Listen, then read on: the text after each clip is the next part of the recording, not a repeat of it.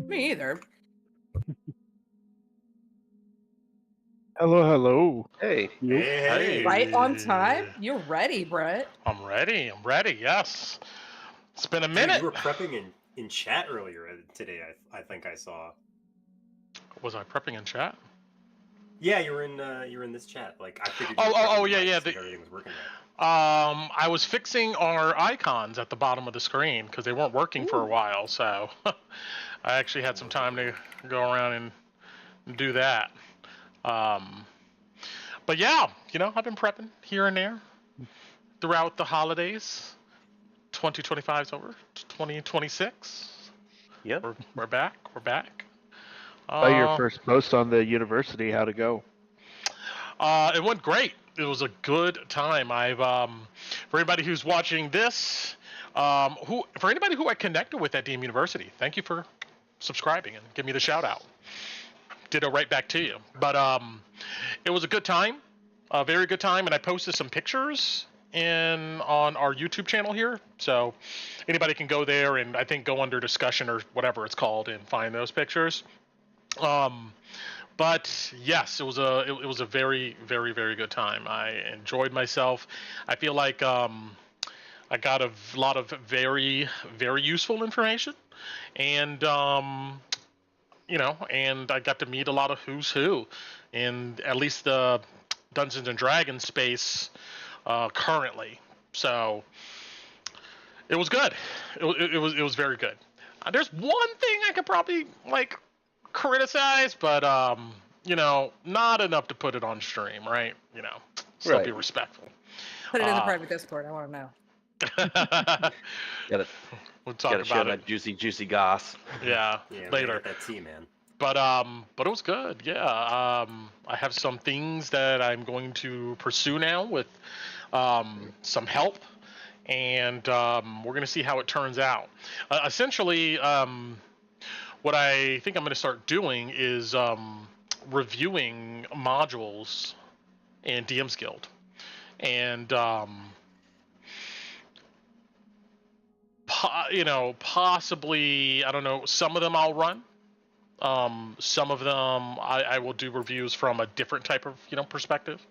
But the idea is to run them and then review them, and kind of cycle that through. And there's some other components with that, but thank you, Cage Liederman, from DM's Guild for giving me some good advice on that front. But we can talk about it later when we're not on stream here, because I still have some videos I got to post that I did during the event and how I felt at that moment, and I want to organize that stuff and put it on my channel. Then I'll probably, I guess, talk live on stream more about it. But when we're done with this conversation, if you have any questions and stuff, there's a bunch of stuff I could share. I think, Dice, you would probably benefit from going to something like this. They're doing another one in March. Really? I was about to say, me and Ron were talking about that, and I was like, I could business expense it. I know some people who were able to do that, actually. So, yeah, I can, because I literally run D&D games for money. So I have I'm technically a freelancer. So. Nice. Yeah, I got some discount codes and stuff I can give you. So. Heck yeah. Yeah. But how's everybody's holiday? It's been before Christmas we played, and it's been a minute. Everybody had good holidays, good New Year. Can't complain. Yeah, I did really good. I got to see my family. Had some good time spent with New Year's is pretty boring, but that is what it is. But yeah, it was a lot of. It's always good to see the family. Nice. Because again, I don't get to see them often anymore. Yes. Y'all know what I was doing during New Year's, but I hope all of you had, good New Year's. Everything was good. Everything was dope.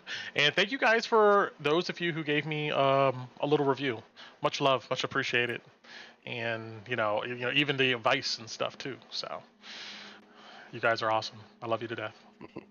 What I would like to do though after this session is we got to talk about our in-person session. I'd like to get some details squared away if we can of the itinerary for that. But we could talk about that later. But all right. I'm glad everybody's doing good. Y'all ready to deal with some drug dealers? Yeah, clean these streets up. All right then. I think I'm good to go. Yeah, we should be good. All right. So, who wants to? It's been a month. Who think they can provide a decent recap? I do have highlights on my screen for if you missed something, I'll just point it out if I thought it was really important. But who wants to fish for some inspiration? It's all yeah. you. I do. Do it. Shay was really wanting it. No, please, I insist. Yeah, I mean, my notes start. I might not have started my notes right away. I can't remember, but my notes start with Ron noticing those inky black tendrils coming out from underneath his door. True. And opened the door and saw the cosmic void and felt familiar. And ran into old Zoya out in the Fonsouk. Yeah, just hanging out. Yeah, looking tired. She kind of gave him the grandmama, looked at the crystal in his chest and was like, I hope you know what you're doing, young boy. And she was kind of giving her like, I'm tired. It's just them and everything, and talking about how the light has consumed it all, and the light, all this, and then the old gods weren't light versus dark. The dark wants to consume the light, just as the light consumed the old gods, is kind of like where she was going, like how she was spinning the tail. True. Yeah, and she shifts them through to the dark void, seeing that showing the darkness that had burrowed its way into the world and consuming. Where the light seems to like recreate, the darkness is destroying, and she's tired. She's done, man. That's what I wrote in my notes. She's done, man. I get it. Which is, you can see the light and the dark fight each other. It'll be formidable once it knows the secrets that she knows, and True. all that. And yeah, and it'll have to, supposedly, if it finds Ron, to travel like they do, it'd have to come to the mortal world to get Ron's soul. So maybe it's a good thing it's in a crystal in his chest now. Maybe he saved his ass a little bit there. I don't know. Yeah, Loey couldn't find out what's taken. Alice slipped some gold from him. And Bati heard about the worm some more. I've got that Torin catches that someone seems to be sitting outside his door for a very awkward amount of time, but I don't think we ever figured out who it was. Then we were at, Alice was asking about Petra, finding out she leaves in early, comes in late. And finally, Alice and Torin got Petra with some waiting around.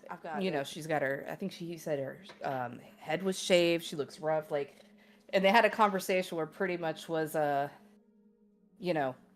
Petra's like trying to avenge her brother. Probably not in the most healthily way possible, but we're in Drakkenheim. So like Alice is like, you know what? I'm not going to stop you. I get it. Like, go do you, girl. I hope you live through it, but Alice is the worst person to try to talk somebody out of revenge. So Alice kind of just let her slide, and Torin kind of let that conversation go. We were heading out. And we run into a wall, the woo-woo wall, as I call it. I like it. The woo-woo wall. Yeah, it makes everything go woo-woo. I don't know. We waited an hour, nothing happened, began to move towards us. We're like, fuck it, we don't want to have to run at this, maybe it won't expand, we don't know. So we're like, we pivot, go to Oscar Yoren with Brent, doing some very fast behind the scenes work to get that going, so thank you, Brent.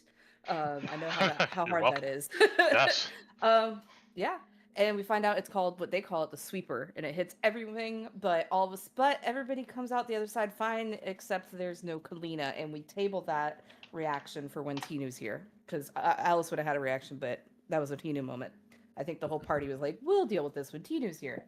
Oscar brought us into the drug den, showing us what the Eldritch Lilies looked like, sound like, goes into a hyperfixation about this.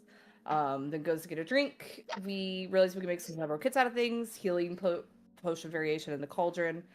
Kind of talk to the druggies. They're not even getting paid anymore. We found out Kaput stole some shit. But they're getting paid for security. And then we were like, "Yo, hey, Oscar, your time has come." And Loey pulled the gun. You guys didn't Alice say slapped that him at in the all. back. Nah, nah. We decided. He said, We "Hey, decided babe." that. He may have had some We were- words. If that was. Well, he may have had some words, but Loey asked for a drink, gave the signal, and it was game on. Some acids flowing in the room. Like, I don't know, man. Like, the battlefield's crazy. Uh-oh, you What'd you sound. say? I think you sound a bit garbled, Carl. Yeah, you're. Yeah. I said that Louis most them big drilled him. Yeah. Gotcha. Yeah, but you sound a bit Yeah. muffled, just to let you know. So, right now, Adjust my he's headset. banished by Mhm. body. And we're taking care of the minions. Alice is upstairs. Some people, everyone's out of the acid raid. And we're gonna see how the rest of this shakes out. All right. Take some inspiration. Thank you so much, Dice. And some things maybe I want to highlight here. I think you covered just about everything. Let's see. Oh, in your interaction with Petra, she told you guys that you know, if you guys can, I guess, find some way to support her in her mission, to link up with her another time. And she told you guys not to tell the commander what she was up to. And as a freebie, you notice that, you know, she was collecting scalps of these Garmir, which indicates she probably has learned a lot about this enemy over the time. So, another thing, Ron and Old Zoya. Yes, Old Zoya indicated that Ron and would be only one of two remaining druids of the old gods left. The other being an outcasted druid of the Morgan the Witch, the old god of the elves. So that was a highlight. And yes, you said the thing about the crystal. Excellent. All right. So we are up to date. I'm going to do a little scene setting here since it's been a minute, but we're about to go ahead and get into this here. So let's go back to our map. Where are we at? Reed Manor. Boom. And let's go with...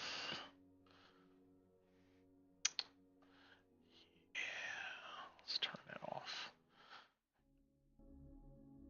Okay. Let's go ahead and get our map right. I don't know if Tinu's on this map. I don't think so. Let's see.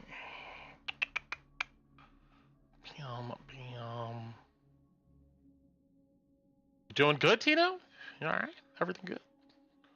Hi! Oh my god! I was running. Oh, you didn't have to run. Yes, right. No, I was because I was like making you my did fine. sandwich and I was listening to the Made recap and I was like, oh shit, they're starting. No problem. I'm gonna put you in You made it, Coop. the You're good. foyer here with everybody else. And Oh, you don't want to put her inside of the acid cloud, the nice. sticky yeah, right in the acid? middle. Just that's where you were hanging out at. Well, welcome back, Koo. You're in the middle of acid. We love you. She doesn't want to be upstairs with me. I'm just saying. And you can roll into our initiative here. And, Yeah, I was trying to, but D&D Beyond is not loading at all. yeah, it's been working it's being slow. worked.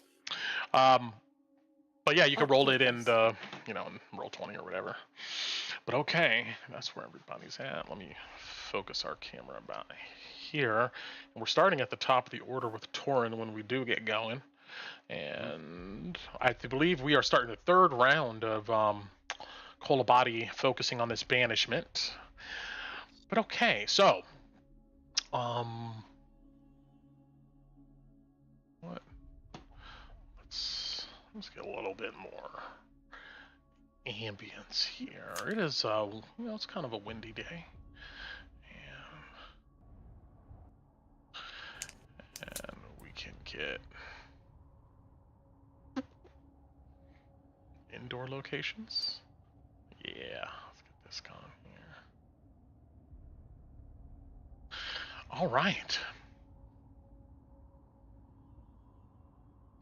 So, Now, the date is the 5th of Hearthstone, and the time we left off at was 1 p.m. at Reed Manor.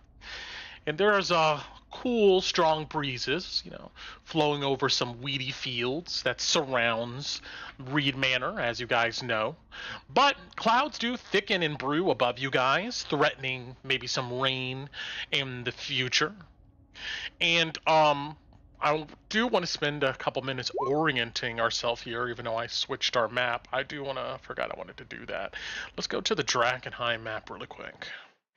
And getting a nice gander at this here.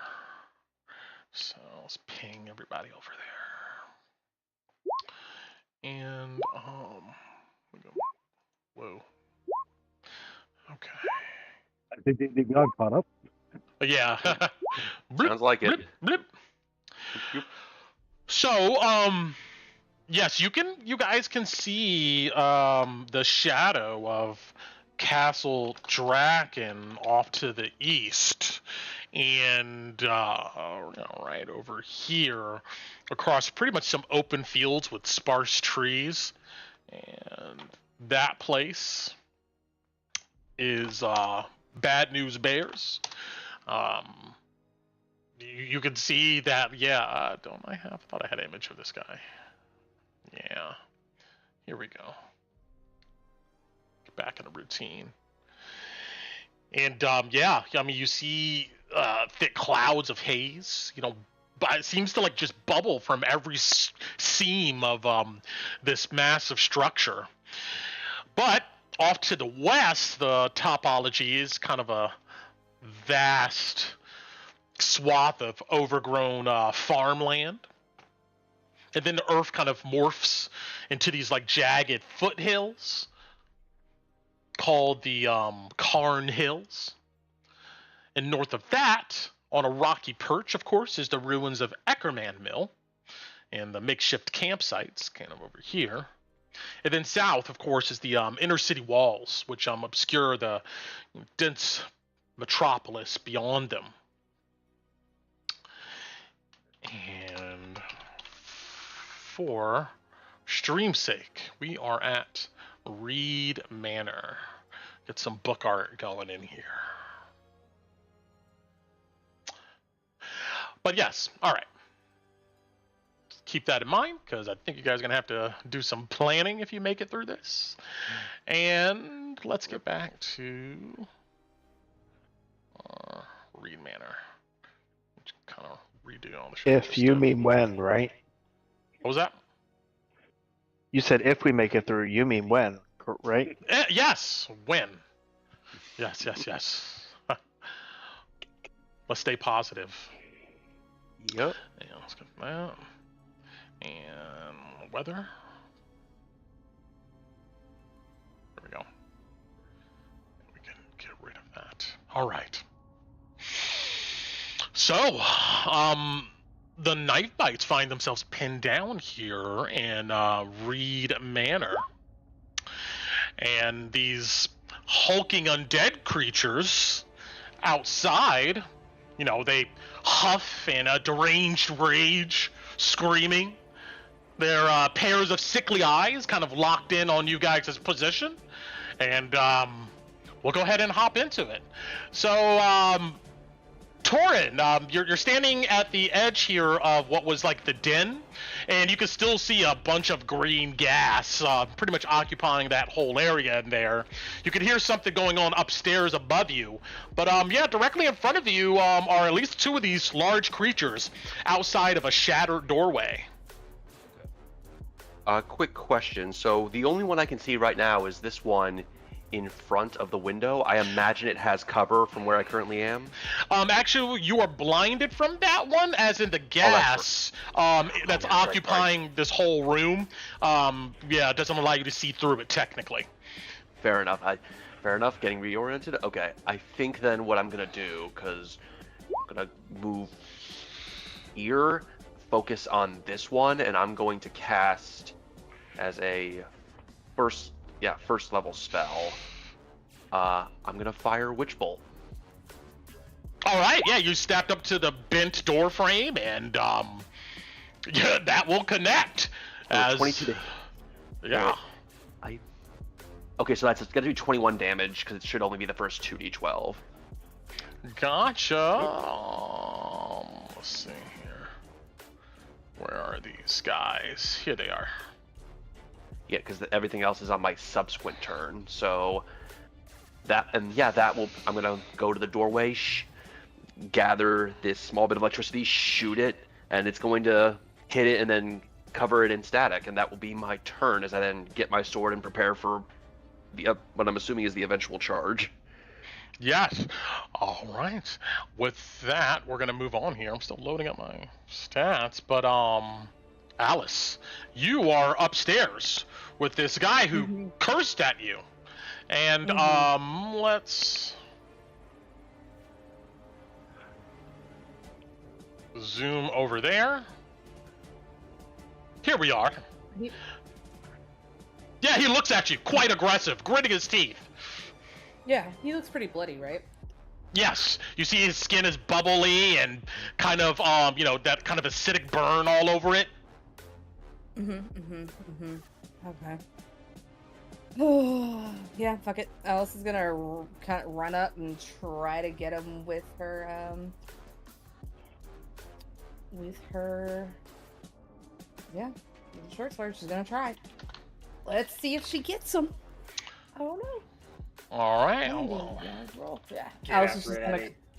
Alice is gonna kind of grin because she's not doing too great herself. Oh my god, does a 17 hit him? I'm pretty sure it does. Give me 1 second here. Yeah, it does. Give me 1 second here, because yeah, D&D Beyond is also kind of running slow for me here. I'm trying to load up this shit. And all right. So our Etten took 29. 21. 21. Got it. Okay. The other one is that did both the action and bonus action one for some reason. So. Gotcha. All right. And let's load up this guy.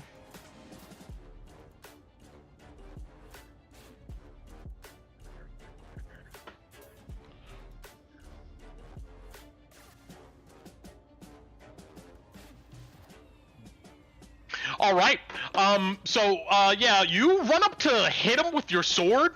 You see almost instinctually he moves his hands to do some arcane symbols.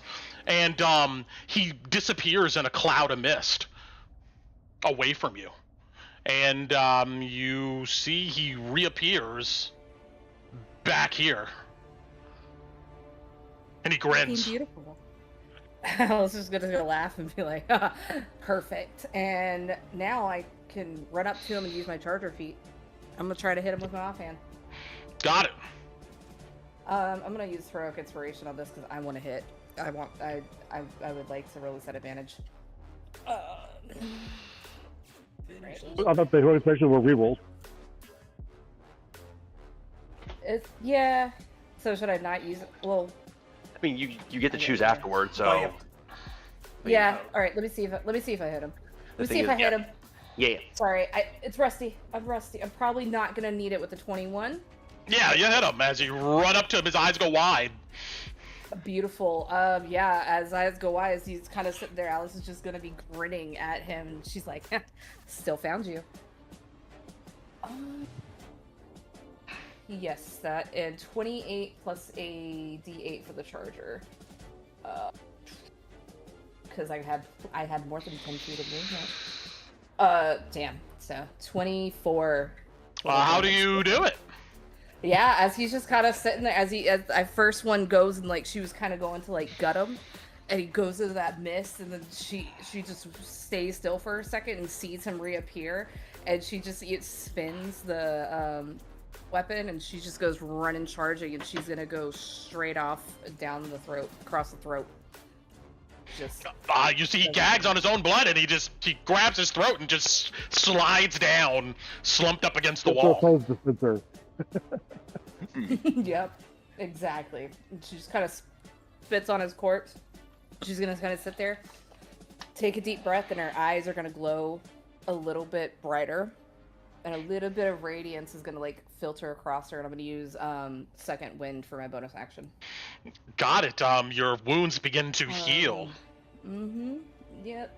And that was how much movement? 34. I got plenty. And then I'm gonna go up to this door, and that is gonna be Alice. Free action. Does it open?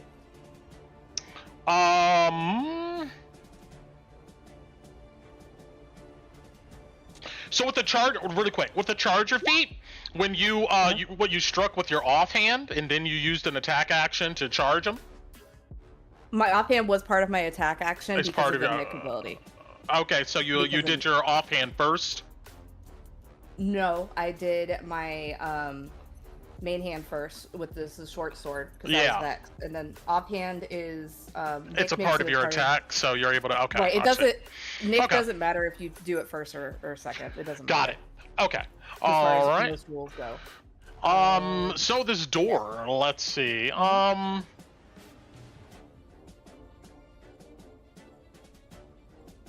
You twist the doorknob and it swings open. And wait a second. Does it? I don't know. Hopefully. If not, whatever.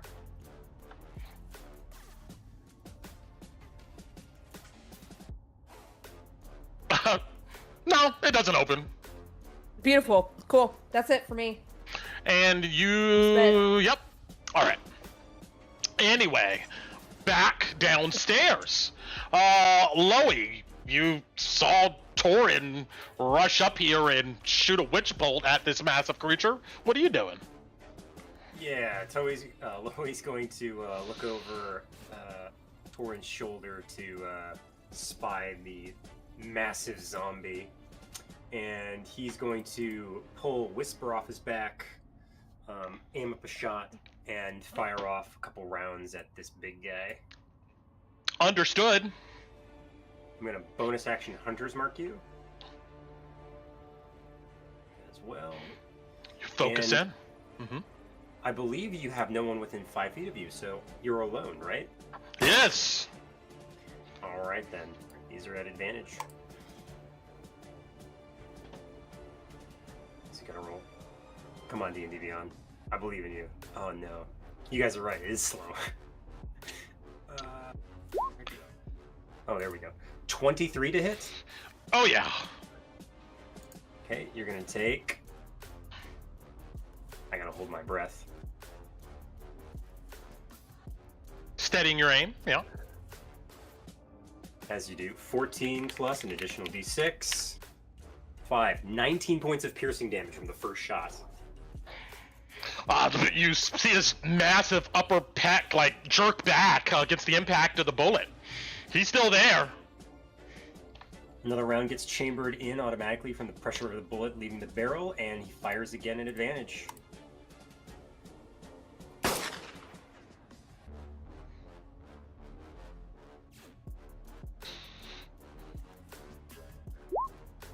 Getting an 18 to hit, Yeah.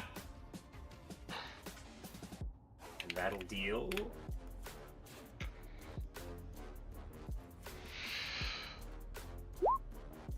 Wow, 16 points of damage plus 2 is 18 points of piercing damage from the second shot. That was max damage. Yikes! Yeah.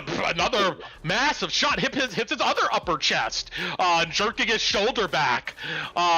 You see it stumbles, but it's still up, although bloodied, bleeding this blackish, reddish blood.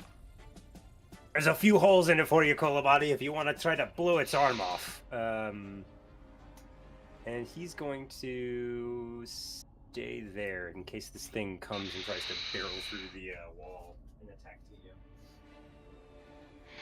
All right, your instincts are on point as the one you just shot. It regains its footing and in a scream, it rushes up. Foot's like pretty much stomping through the steps up to the foyer porch. It breaks down the remaining shattered parts of the entranceway. And let me get that out the way. Put that on shield layer.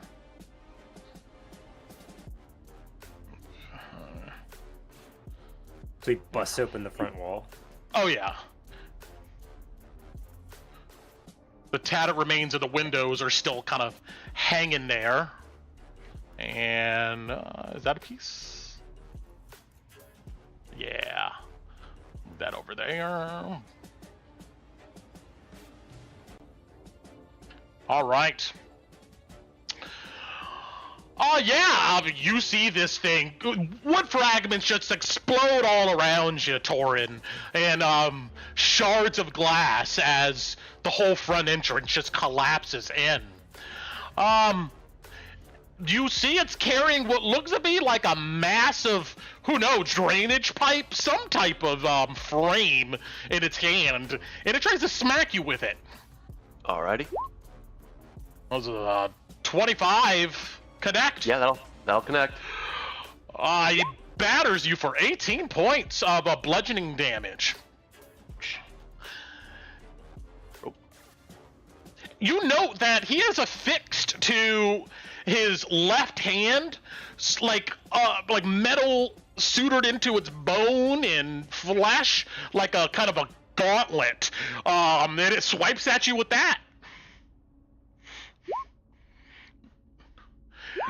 Slashes into you for 16 points of slashing damage. I am in a bad spot. As you're getting battered around, this one back here, all the way in the back, takes the opportunity to charge forward, and so does the one over to the west. Yeah. Their footstep is sloppy, though. 5, 10, 20. And it more stumbles than runs, as it has to dash to get up to you there. This other one, though, is able to move here. And, It doesn't have reach, it can't get me. 5, 10. You could burst through the front of the house if you wanted to try and do that. Good. So close. It will shatter the edge of this house here. This frame of the den.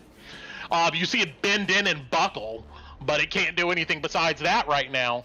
Rod, you're at the back of the building as you just came out the back door out of the gas.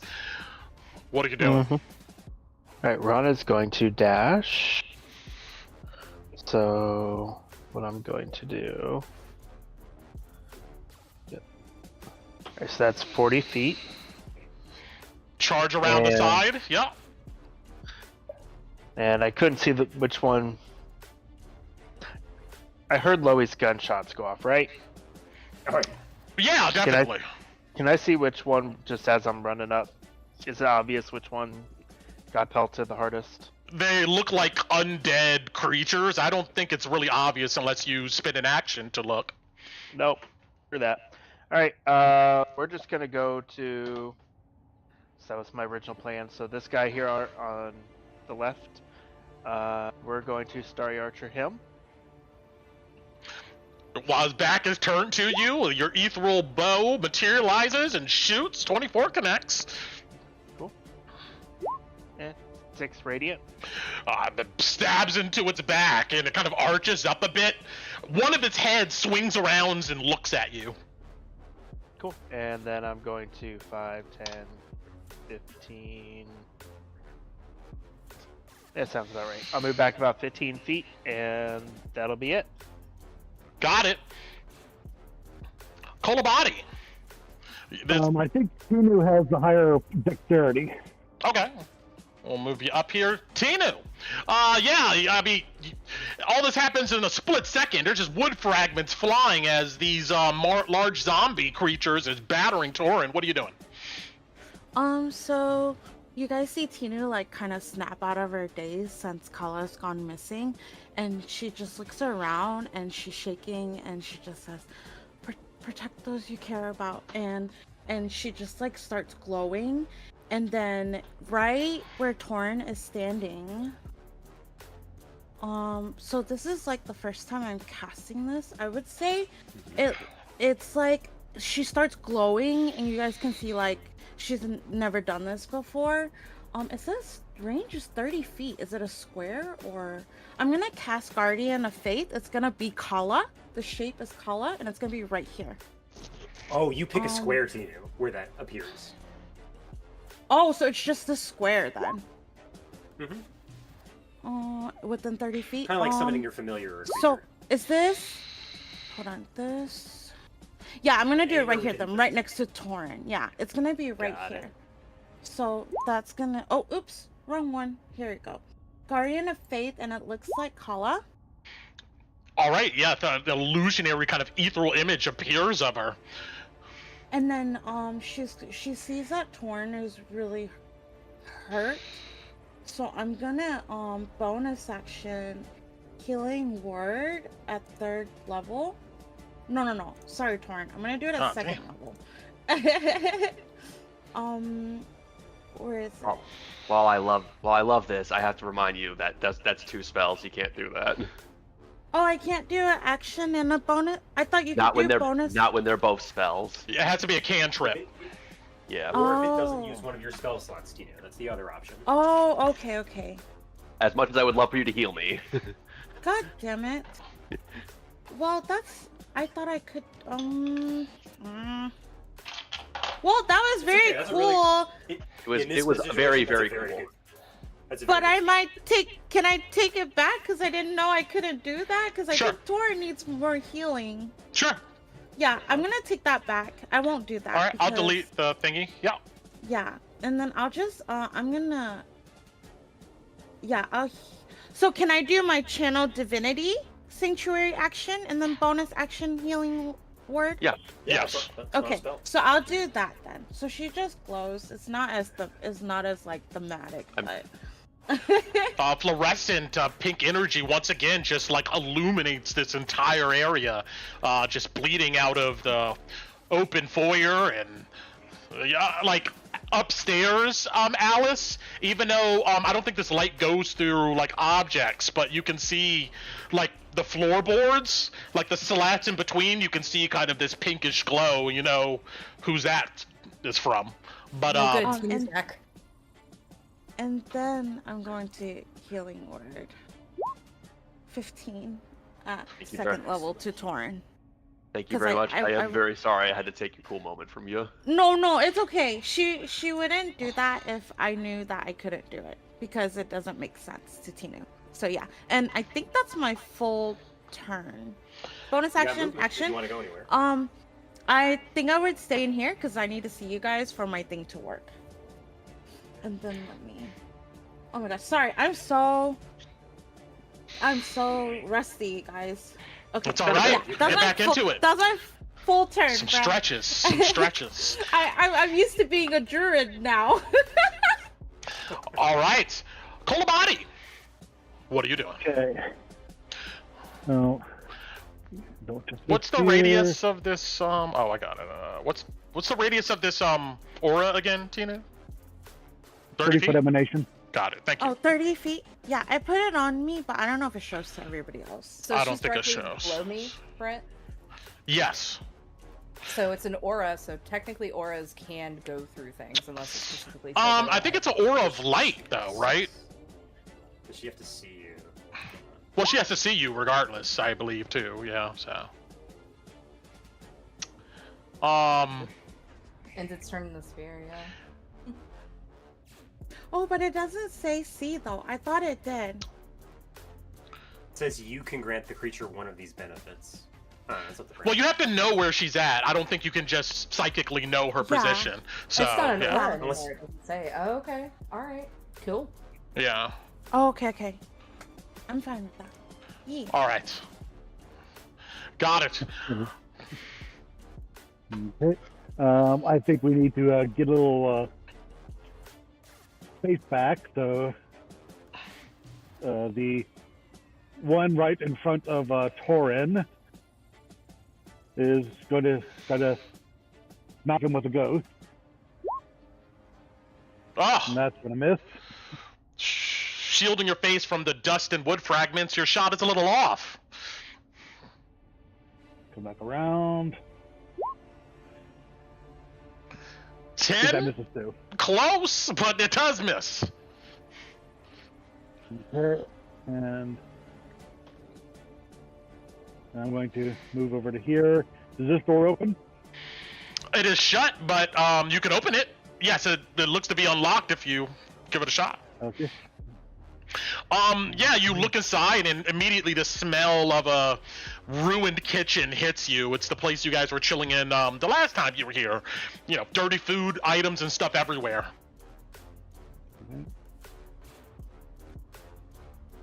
Okay. And as I walk by, I'm going to give a reassuring shoulder touch to Tinu as I start using her to look through her, as I pass the ghost door to look through her eyes. That's my bonus action. Then I will move to here.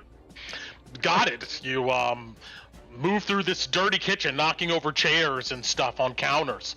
Moving on, back to Torin. Real quick, there's a couple things I got to do. Mm-hmm. The spell is concentration. I have to roll 2 con checks. So DC 13 and what was the other one? So it should be DC 12, 10 for both. So the 13 succeeds. Yeah, DC 10. And 22 succeeds. So I still have my Witch Bolt up. Yes, you guard yourself and keep focused in on your training. Yeah. So for my first action as a bonus action on, I believe it is this one, I'm going to just use it to deal 1d12 lightning damage. Got it. You like clench your fist, and this tether of energy ignites around its body, and it one of its heads screams in agony. Cool. I'm gonna have to be tank for this. So instead of attacking, what I'm gonna do, I'm gonna cast. Wait, hold on. That's right. That's also concentration. It's you. My options. Yeah, I didn't expect things to get this bad, so I'm gonna cast Blur, so all their attacks immediately get disadvantage. You focus in, and your body begins to blur and shimmer. Yep. I do not have Witch Bolt, but that's gonna hopefully keep me alive while these things focus on me. But that's gonna be my turn. Got it. Alice, upstairs. Okay, so this door is locked. This door is locked. I don't remember if I tried that door, Brent. You did not check the doors to the north. Okay, I didn't check this one, right? Because I checked this one last turn and it was locked. No, no. You checked this one over here last turn. No, I was checking this one right here. Oh, I'm sorry. I'm gonna give it to you and say Okay. that you checked it and this door is locked here. But Okay. I'll give it to you that this one is open. Oh, okay, cool, beautiful. I think it was just miscommunication. Yeah. There's windows. Yeah, you see they're boarded up though. Okay, that's fine. That's fine. I don't care for right now. That's a chest or a footlocker kind of. Yeah, you look in this room. It is grimy in here. Let's see. Stinks, unmade bed, wardrobes filled with torn, mismatched clothing, stained fireplace, half-melted candles. Yeah, and a personal chest sits in here. You see that there's a rat cage also in here on a table. It's empty though.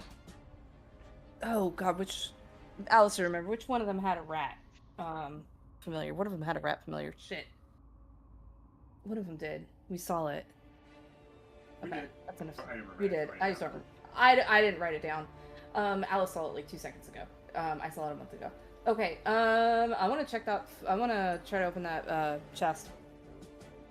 All right, you slide on your knees over to the chest quickly, and it's unlocked. You open it.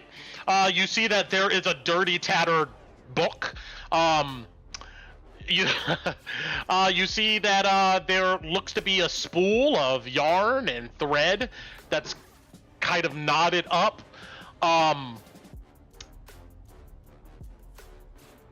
You find some like old minted coins that looks like maybe from a prior generation. To somebody interested, these coins and everything in here will be worth like 50 gold pieces. And Okay. you will also find a healing potion in here. And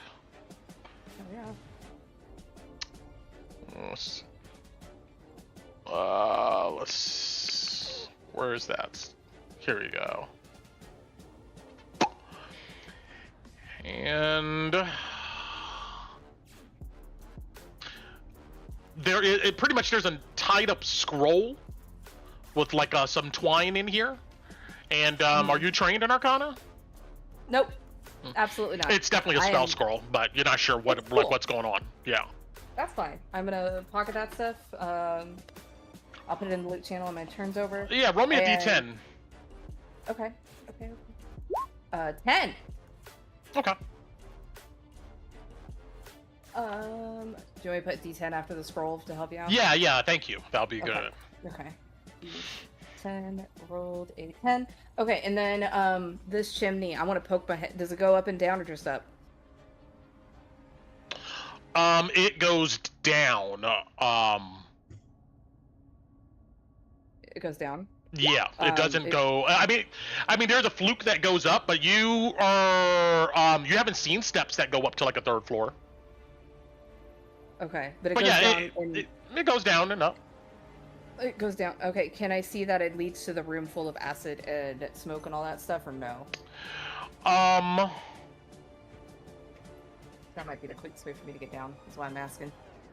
You what's your passive perception? My passive perception is 17. You don't detect any like alchemical smells coming up from this chimney. Up or down, guys? Up or down? Oh god. What do I do? Ah! I'll tell you right now, if you look Flip a up, coin? it's way too narrow for you to go up. Okay. But I could go down. Oh, Yeah. That's the flute of the chimney, then, probably. Yeah, that means that's outside. Yeah, I'll go down. Can I go down it? Um, Can you use my roll action me to in go down? athletics. Beautiful. Let's go, Alice. Let's go. 24. Okay. All right, girl. Yeah. All right, yeah, you shimmy your way down like cakes of soot and stuff cover you and it takes 20 feet of movement for you to get down this chimney. That's fine. I can always bonus action move if I need to. Because I was here, 5, 10. I've used 15. I'll have to bonus action to get down to the bottom. Okay. Anything Bonus else? action. How far down do I get to the bottom?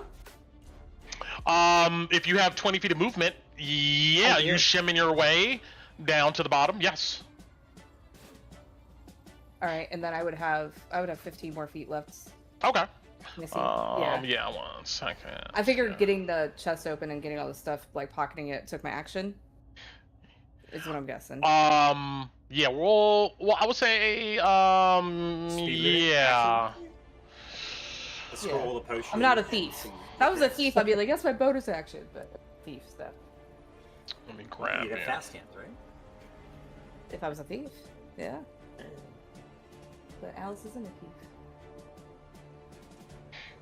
And at the start of your turn, I'll get to what's going on there. I'd have enough movement to go see if that door can open. So can I at least say I get to the door and we'll get back to me? Sure. Okay. Alright, cool. That's it. I looted and explored. My turn. Over. All right, Thank you. Loey. All right, these guys finally having closed. Louis going to switch off from Whisper to Talon and switch the 2 long guns off of his back. And he's going to aim at the Etten, squaring off against Torin. He's got Mhm. Hunter's marked. And he's going to fire off his first shot with Scatter. As the dust settles, yeah, these creatures emerge once again into sight. First shot. Should just be normal. Hoping it did that. Like people are taking the knee. Yeah, people are taking the knee. You just wanted to shotgun him. Exactly. 20 to hit, which hits. It does. You're going to take 2d4 plus an additional d6 from the scatter gun.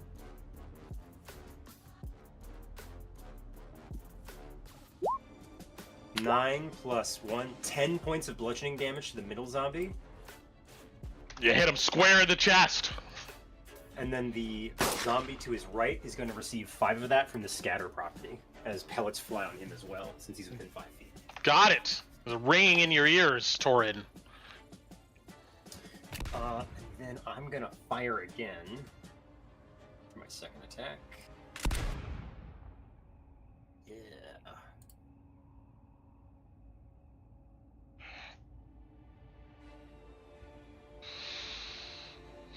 I love the anticipation. 16 to hit.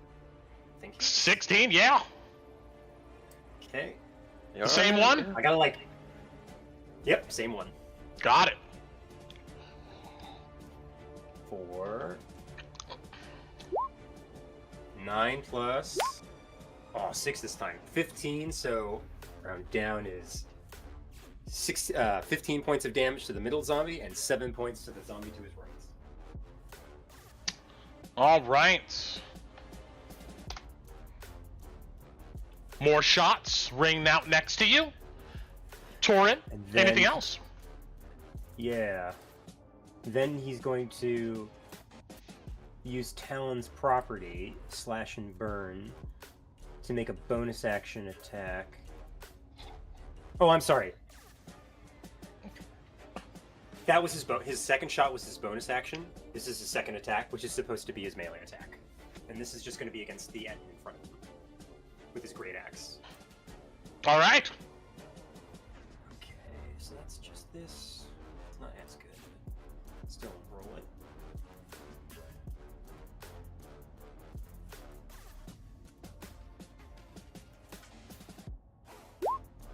Ugh, 9 to hit. That's a miss. You do a wild swing after your second shot, just grazing the chest of this creature. And that will end Loey's turn. All right. The one you just swiped at, Loey, it balls up its fist and it tries to slam it into you. Oh my god. Its fist slams into, like, the frame and just shatters it. It swings its other fist. Oh my god. Easily moved. I assume a 10 doesn't hit you. You think a dwarf's not used to fighting giants? Try again. The one in front of Torin. With its pole, this one's on point. Well, the hit has disadvantage, so try again. True. 23? Yeah, that still hits. You'll take off 14 points of bludgeoning damage. And it'll try to claw at you with its gauntlet hand at disadvantage. 23? Yep. You'll take off 15 points of slashing damage. Give me a second before you continue. I have to roll my con saves. Still up, and... still up. Yes, the force of these impacts make you stumble backwards a bit. This other one that damaged the building last time pushes its way, shattering the corner frame here of this building. I don't know if I can... Oh. Move that over here. Move that over here. As he does so, you see that there's a pressure change in this room with this greenish acid cloud, and it begins to leak into that area. Let me do green here. Oh.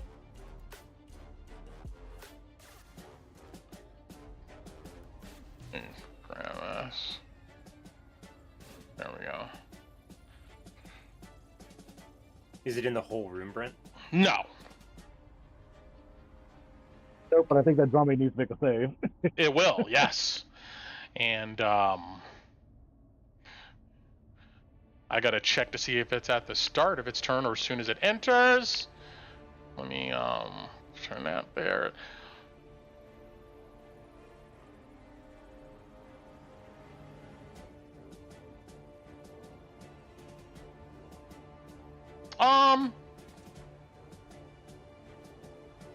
It charges into the room. And let's see here. For the first time on a turn, has to make a dex save, all right. And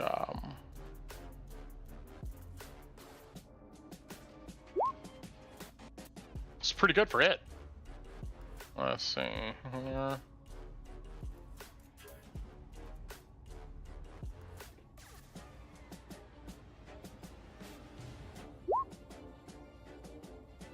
Acid begins to just eat away at this creature's skin and body. You know, just you see clumps of flesh and skin just drop off of it, exposing necrotic muscle and tissue under it. Despite the pain anyone would feel, it continues to just move forward. But it'll go ahead and take 29 points of acid damage. It will like drop to one knee. But raise itself back up as it would have fallen prone, but it'll finish its movement getting back up. And next to Loey here. Oh, no! Tina, they would have had to squeeze there, so that would have been difficult terrain. 10, 20, all right. He'll be right there. He's gonna hit Torrent. Right, still disadvantage. And we'll try to. Let's see here. This one, it has like an arm of a statue in its hand, and it tries to beat you with it. That's a and miss. luckily for you, this thing just goes flying over your head. He'll swing with the same thing again. It's So also 16. a miss. Lucky for you. Yes, very lucky for me. That bangs the arm into the floorboards, breaking it. And let's see here.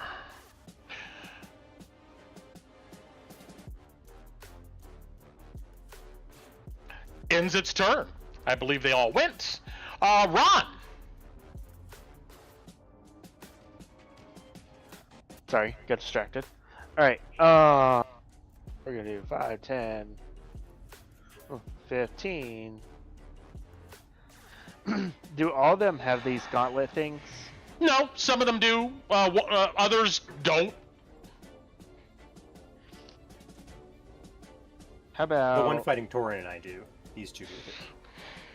Okay, this one right here. You get a sense that like you're not even sure what alloy this is made out of. You probably wouldn't waste the heat metal on this. It's not going to work. It's just flavor. You're gonna call me out already. Okay, fine. Alrighty. Yeah, I see the one that broke through. He's got to deal with acid, so I'm not super worried about that. All right. What about the drainage pipe? That's made of metal, right? Yeah. Screw it. We're gonna do this different then. I am going to, seeing that Torin is getting beat the hell up, I'm going to center on Torin, cast Wither and Bloom at 3rd level. I need all of them to make a Constitution saving throw. Hell yeah, Ron. All right. Constitution saving throw. All right. Starting at 11 o'clock and moving clockwise, we're going to go 1, 2, and 3. The one 3 succeed. All right. That's the one to the east of Torin will fail. All right. So, bad roll, but so 6 on fail, 3 on success, and Torin, you get to re-roll 2 hit. You get to roll 2 hit die, plus your con mod for each, to heal. Okay, looks like it says hit dice plus your cast mod. Oh, he used your wisdom instead of his con. Oh well, plus 4. So So wait, would that be my hit die? So that plus my con plus his whiz, or just plus his whiz? I think it's the die. The dice plus his wisdom. Yeah, Okay. so plus Oh, 4 okay. for That makes sense. each. Or All right, so I'm gonna 2 hit die plus 8. gotta be kidding me. Okay, and then where's the other one? Okay, So so 17. all right. And then as a bonus action, I'm gonna shoot this big center one with Starry Archer. Got it. I wish it was a crit, a 23 to hit. Oh yeah, I'll hit him. Cool. Additional 6 to southmost. The lethal arrow goes into the head of like one of the heads, and that head slumps over forward. Cool. I'm doing something. All right, and then I'm gonna go back and hide. Got And, it. That's it. Understood. Tinu. Tina's gonna say, Acid is coming, and then she's going to grab her necklace, and I'm gonna cast, or Vitality. I didn't mean to do that, but you get 5, Torin. I pick you. Okay. So my aura is a double aura now. Double. And What does then it mean? double rainbow. I don't think I have anything else I can do. Oh, I could bonus action. Do I have any bonus action cantrips? I don't. Okay, and then I'm gonna skirt out of here. So 5, 10, 15, 20, 25 here. So I can still see. If I can see Torin, that means I can see him, right? Mhm. Yep. Okay. As long as you can see his yes. token, you can see part Yeah, of it. I can. Wait, but I can see all the. I can see this guy too, though. Is something wrong with my token? Because there's a wall here. I shouldn't be able to see him, right? Let me see. Sorry, Yeah. I just wanna make You sure. should not be able to see him. Okay. So Hold on. that means I might not be able to see Torin from here. Let me see something. Cancel. You might have to be over here, Tinu. Yeah, I Put your might get on the cold bodies right to table. see through the door. Okay. Or jump on the table, or I don't know, whatever. And just go here. Yeah. Because he's still in my aura. Yeah, he's still in my aura here. Yeah, just in Oh. case, just to be sure. On my screen, it shows. So I can literally see like everything. I don't know why. Can you? Yeah, well, not the other room, but I can see all the golems, even if I'm like 2 cola bodies left. Yeah. And then I know there's this wall right here, and this wall. So technically, I shouldn't even see this. I mean, I shouldn't see this guy Yeah. if I was here. I don't. I think it's because of this. Because of what? Well, my familiar token is outside. I wonder if that's causing it. What? Oh, Sataro? Let me see here. No, I still see. There's like a circle right here. There's something that is showing me vision, Brent. I think this is the center of it. It's like a white circle.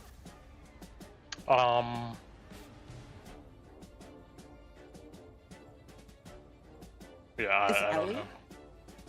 I don't see. Ellie's not out on me. If it's Ellie, I would be able to see. But Can you see anything now? I don't see me anymore, but I still see all of this out here. Yeah, okay. Somebody I don't know. on I don't here know what's. has, somebody has, I It's don't know Gretchen. who. Yeah, so I don't know who or what, but, It's probably something's, Gretchen. I don't know, what is this? Or Sataro, maybe? It could be Sataro. No, it's not that. I don't know. it's the site that I see is from. This is like the center of it right here. So if it's something on the DM layer or something, I don't know. Because wouldn't you have to put that on a token for it to give me sight? Yeah. Oh shit. There we go. Yeah, I don't know. I mean, I can't see anything. Oh, wait a minute. Yeah. What is this? Oh. No, that's not it. This is on. Yeah, I don't know what it is, but we'll just have to roll with. Okay, that's okay. Yeah, I don't know what it is, but I can bring you back on the map here. Yeah, so I can see. I'll just try to like. I want to see Torin, so I'll just make sure I'm in like the right line, I guess, so I can see him. Yeah, just draw a line through the door. Yeah. Once you draw a line to Torin, you should be fine. Yeah. Yeah, I don't know. Move this back. Any of these spots up here should be fine. Okay. Yeah, I don't know what it is. It's okay. Annoying. Yeah, I can see everything outside though. I'll just pretend I don't. I'm Wait, gonna what is move this? myself back. Okay. I'll be here, Bati, so I can see Torin. Move that over there. Yeah. Okay. Yeah, I don't know.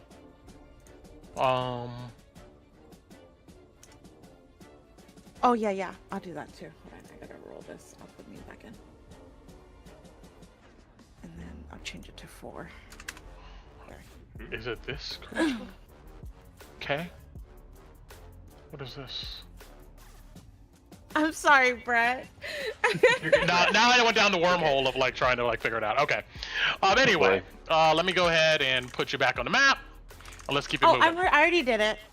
You just have to do my auras for them. Gotcha. Okay. And I already put myself back on the initiative. Gotcha. Okay. And boink and boink. All right. Anyway, moving on. So, Kolabati, what are you doing? Okay. Well, first I'm going to let's see. Try again to give some space to Torin. So. Mm-hmm.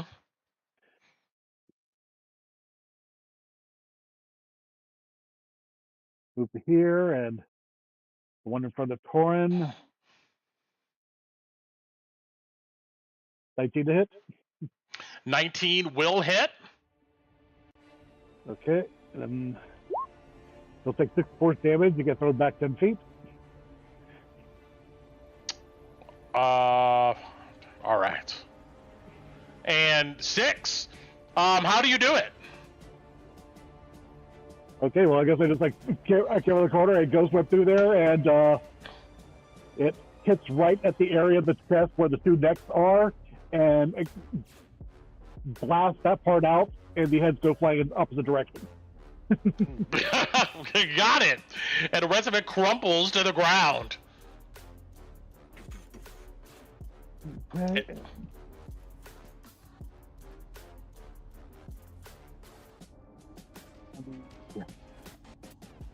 The one that's next to him, that's half in, half out. 13 to hit.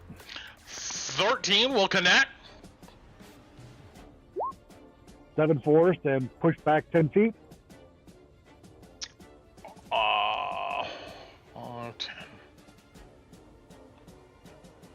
I'll move him there.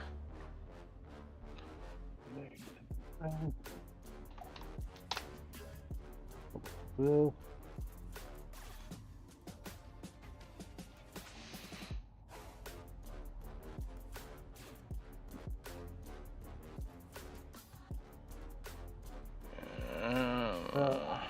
Put my head around the corner, and this one, a ghost is going to fly out and try to grab him and yank him. Give me a strength save. DC 15. Strength save. We'll make that. Okay, so he does not move. Then I will move to there. Got it. All right. You peek out, blast them with your paranormal energy, and dip back inside. Torin, you're up. Okay. So right now the only one. Which ones are close to me?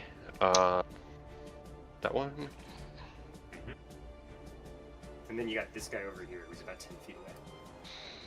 Okay, 10 feet away. It doesn't seem like these things have reach. So what I'm gonna do, I'm gonna focus on this one. I'm going to do as an action True Strike.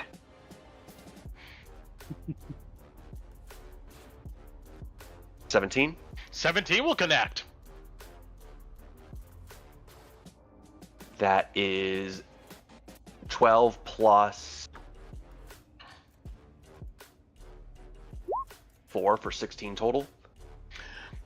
Your blade rings true, slams into this. It seems to like, with your intense focus, its movements seem to almost slow down. And you see opportunities to strike you haven't seen before, but you bear your blade into them for, 16. Yep. And then, because unfortunately, due to how things are going, I'm going to step, and then here is when I'll take the opportunity attack. So at disadvantage. Yeah, I'll swing at you for certain. That's Those will miss.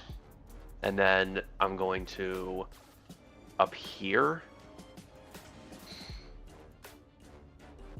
And that's where I will end my turn.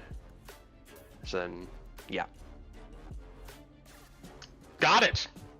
All right, Alice. Yeah, what's this room look like, Brent?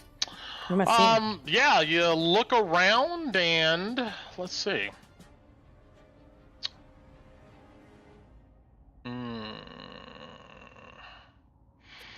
This room, it smells of moldy books. There's a mahogany desk in one corner, and it's covered in crumpled paper and open books with a torn velvet armchair set before it. The two candelabras don't look like they've been lit in ages. You see tall bookshelves are packed with tomes. Statues of a variety of fantastic creatures are around here, and the odd portrait or a knickknack. You see that there's sliding wooden ladders mounted on rails, allowing easy access to the higher shelves of this bookshelf. Okay, nothing really pops out even with the 17 passive. No, not unless you actively look around. Man. Can I hear the acid on the other side of that door? Yeah, you can see little tendrils of it. at. Yeah, you can see tendrils of it coming under the door a little bit. Shit. Windows are boarded. Windows are boarded up. You know what? Before I... Oh, man. The windows are boarded up. Does it look like it's something I could attempt to do with the crowbar? Yeah. To get out? Okay. Because we can search this place once everything's dead. You can do it freely, it'll just take your action. But it would also take my action to get the door open, to try to get a window open? I would say it's difficult terrain to move through the window. Oh, yeah, that's fine. Okay, yeah, if I can look in, try to break out in a turn, I'm gonna do it. Okay. Alright, you whip out your crowbar and you run over to this window and you work at it, tearing off the limbs. They clatter to the ground, and I'm sorry, the planks. And yeah, you see out the back here. And yeah. 5, 10, 20. So it'd be 20 to get on the other side. Yes. You said it would be an action to look at the. So is it action to get the window open or no? I'm sorry. It's an action to get the. It's an action to take the boards off. It's pretty much difficult terrain to just open the window to move through the window, and Gotcha. it's an action to investigate this place and look around. Okay. All right. So 20. That's 20 feet with that being difficult terrain. Yeah, you shatter the glass easily and move out. Yeah. Can I tell where the noise is coming from? Like if from the noise, is it coming from the left or the right from where I'm at? You mean like the general combat and stuff? Yeah. Where do I hear the gun? Where have I heard the gun go off? It sounds like it's coming from the southeast of your position here. Alright. Yeah, you can see a little bit of pink light coming out of an area behind the building here.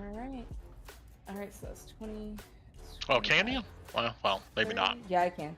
I can see it. Yeah, I'm gonna bonus action dash to try to get around this door. Yeah, you come to some boarded up windows, one right here, and a door. I'm gonna go to, I guess. Okay. Yeah, I'm gonna tap on the door, because I don't know where Loey is. Yeah, she'll tap on the door three times. But that's all I can do, that's my turn. Got it. Loey definitely doesn't hear anything. I don't know if anybody hears it. Yeah. Like, Alice Yeah, like, bangs boom, on the door with... Yeah. Okay. All right. Trying to see if anybody reacts to that. Alright. Meanwhile, Loey. Alright, with Torin taking that attack of opportunity, he's gonna back up and take advantage of the zombie's distraction that Torin provided. Yeah. Thank you, bud. And because of that, he's going to switch to Whisper from Talon, point down the barrel towards the zombie, and I'm going to take a couple shots at you in this position. And bonus action Hunter's Mark, this zombie here. Got it. Okay. And I believe you are alone, so I have advantage on these. Cool. Roll.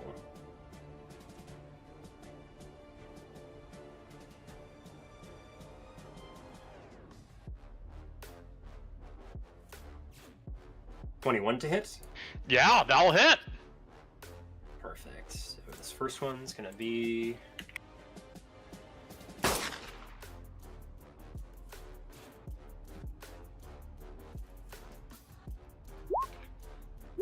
rolling well.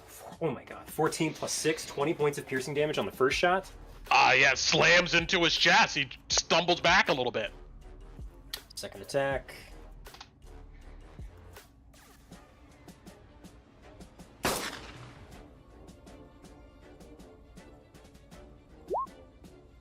$19, that'll hit again. Oh yeah, it's a big boy. Hard to miss. Just kept putting holes in these guys' pecs. Stop putting holes in my zombies. 15 plus 4 is 19 points of damage on the second shot. Piercing. Yeah, shoot one of the heads, like knocking a big chunk off, and one of the heads slumps down. It's almost dead, Loey says as he comes into the room and gets... I'm gonna get in front of Cold Body, because this thing's gonna go through the wall. And that'll be my turn. Got it. All right, on their turn, this goes there.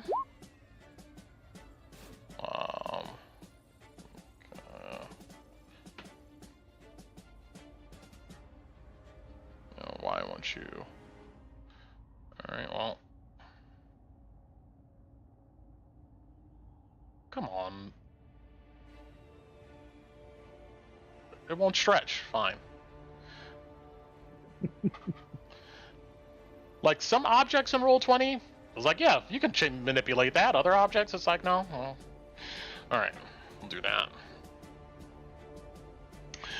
All right. 5, 10, 15. 20.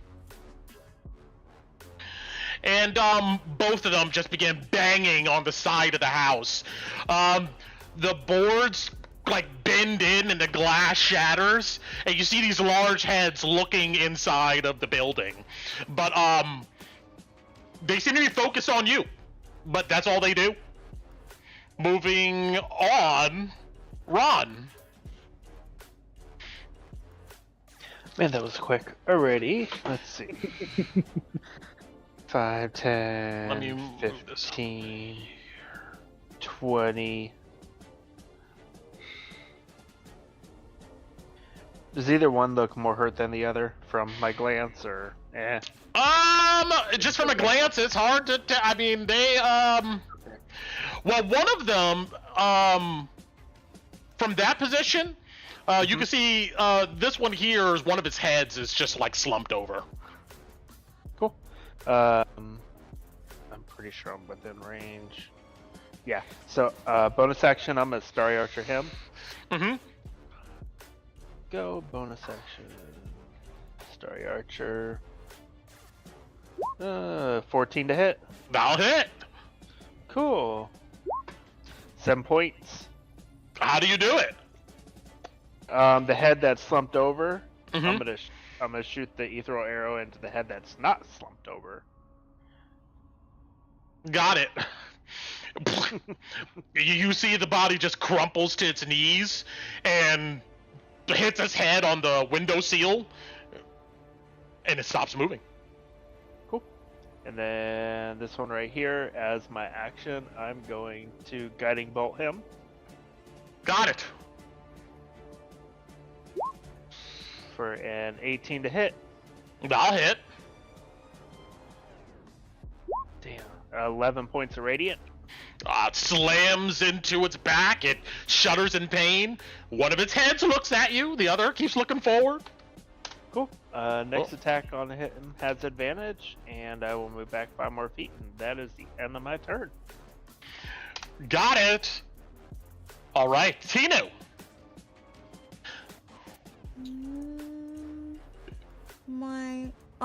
Who?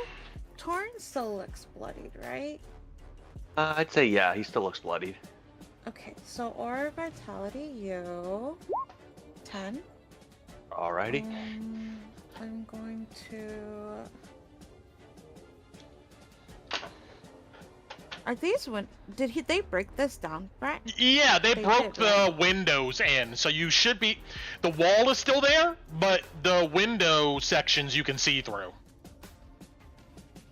Oh, I was gonna cast Searing Knife at him. There's an open gap in the window. You can see his figure through. Yeah. Yeah. Okay. right I'll here, do Tina. that then. Yeah. Tina's gonna throw her hand out and Searing Knife. Got it. 22 to hit. And yes, that will connect. You have advantage if you want to crit fish. Oh, go for it. Wait, why? Oh, it was 17. Okay, I'll roll it again to hit to see. The damage is 17. Yeah, just in case. No, it's the same. Got it. Excuse me. An illusionary or paranormal force of radiant energy in the shape of a knife stabs into this creature's gut. The impact makes it stumble back a bit before this knife dissipates. Anything else? I'm going to try to open this door. I can free action do that, right? Yeah, it opens easily. Okay. And then, I'm gonna say, the house might collapse if they keep breaking walls. You look in here, it looks like a well-stocked kitchen. It's actually kept in pretty good order considering everything else here. There looks to be a disgusting stew that is simmering in a pot on a hearth. Several bottles of rank alcohol are around. I think I'm just gonna move one more so I can still see them. And then I guess I'll go for that door next. Okay, that's my turn. My turn. Got it. Cola body. Well, with his head poking up the door there. First ghost. 12. 12 will connect. You see its massive head move right in the middle of the window. Easy to pinpoint. Target. Bullseye on his forehead. Ghost blasts into him, hitting him for 8 points of force damage. Are we knocking back? Yep, knock him back and knock him back and follow up.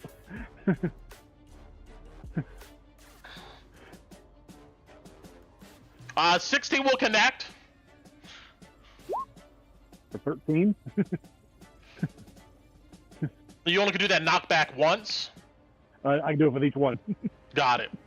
For each one? Yep. All right, so you knock him back, I guess, further? Yeah, knock back another 10 feet. All right. It stumbles backwards. Anything else? Gonna move to there. I'll move over here in front of Tinu. All right, you scurry around this ruined dining area. That's my turn. Torin.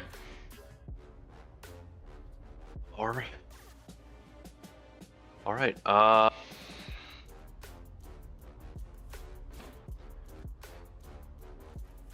gonna take a step here, focused on that one, and I'm gonna need it to give me. F it. I'm gonna need it to give me a Wisdom save, DC 16 for Toll the Dead. Wisdom save. Oh, get a 9. And then, since it's already been hurt, it takes 8 necrotic damage. How do you do it? How does it look? I bring up my fist, I hit the side of Twilight 8, and as the ringing from the hit comes out, you see its other head, the one that hasn't slept, begin to kind of shake, and then scanner style, it just... You see black blood ichor just spurt out, and this thing wanders around the yard for a second, crashing into the tree, into the fence, before it keels over. Dead. And with that, all of you watch this, and Tinu, I will say, Alice, really quickly, what do you do before we hop out of initiative? This door, can I open it? If you grab the handle, it does not budge. But Tinu, from your position, south of this door, it sounds like somebody's trying to open it. Oh, okay. I'll go open it then. What a trusty Hello? person! you walk over and hey. Yeah. Hello. You see that there's a little switch, kind of latch lock on it. You're able to pop open easily, and you open the doors and see Alice looking at you. Oh, Alice. Yeah. What Yeah. are you doing here? Everything dead? Yeah, I think so. Yoren. Oh, except Except for that guy. Is he coming back quick? Oh, Got him bound, but it won't be much longer. wait. Above the table, Brett, I still have my aura of vitality. It lasts 10 minutes. Oh, no, it's a minute. It's a minute. Can I've only used 2 rounds. Can I roll HP for some people? Yeah, from your current position, I guess. Sure. How many rounds left? That's 10 rounds for a minute, right? Well, because my spell's going to expire before your aura expires. Oh, okay. Then never mind. I'll just How many hold it rounds then. do we? I mean, Yeah, I you was still gonna have try 2 people here. You could do it if you want, but if not, then Is it gonna we got 30, last? we got 30 seconds. Brent's saying he wants to take it slow, round by round, Tinu, basically. Or if we're gonna do No. round by round, that's are not what we I'm doing. What staying- I'm what I'm saying is that for now we're gonna say you guys are we're out of initiative, and I'm gonna give you guys some general actions. You can go. We're just gonna go around and see what you guys do, but I'm not gonna calculate every round of this to maximize the potential amount of life you can okay. get. But what I am gonna say is that the people in your aura right now, and I'll give you Torin too. You can go ahead and roll for them. Okay. So I'll just roll. I still I only did I think two rounds of it, so I still have 8. So I'll roll 8 and. So we'll keep it up for a second here, but then we're gonna go around. Pretty much, and after that turn, after everybody gets to go, and where you move to where you want to be, then Kolabadi, you would sense that Oscar Yoren would return from his banishment. So Yeah, that's It's like that's what I was wondering about all the acid that's currently in the foyer. Yeah, after about a minute or so, you begin to see that stuff dissipates, but there's like chunks of the ceiling and everything's like whatever was in this room is destroyed, essentially. Um, okay, so let's go ahead and go around. We're gonna do one round robin here. Let's just compact things, and then Oscar Yoren will appear. But I will let you guys talk. I mean, you guys can collaborate on this. But yeah. Only doing Torabatu one will round. point to a greasy shadow on the floor here. That's where he'll come back. Isn't he in the acid? The acid has it's pretty much dissipating at this point, wherever it's at. He pretty much popped it off a round or so before Kolabadi banished him, so it would be gone by the time he returns. So if you want to take up positions for his reappearance, that's where he will arrive. Okay. I'm taking position right yeah, right Torin. now. Yeah. Do you want to do anything with that knowledge, or? So he's appearing right around here. Mm-hmm. And one more time, how long do we have to prepare? Just this round going around. So pretty much when we come back to the top of the order, I'm going to say Oscar Yoren reappears, and then he will go in his regular initiative order. Okay. So everybody pretty much gets a free round, and then we start at the top of the order, and then wherever Oscar Yoren comes up in the initiative order, he'll do whatever. I'm going to move myself here, so I'm not in the way of anybody. And I do want to get this done, so what I'm going to do is I'm going to ready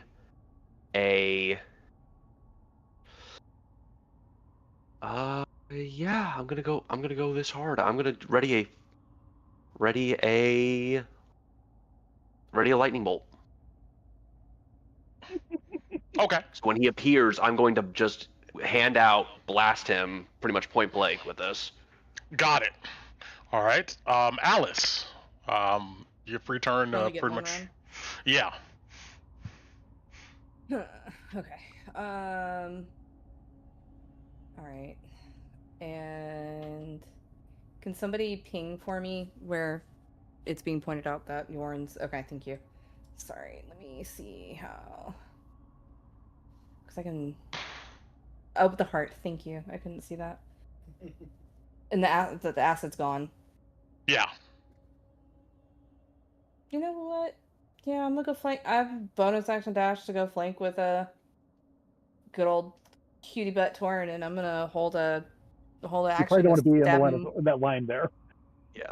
He's shooting a lightning bolt. He's usually letting go through the front door. I have enough movement to go over there. Then that's fine. That's fine. I'll do Torin that. wants to do All right. this. I'm totally fine. I'm gonna hold an action to stab him with my vicious sword when he pops up. Got it. So you pretty much bonus action dash over there and ready your action to attack him Correct. when he appears. Yes.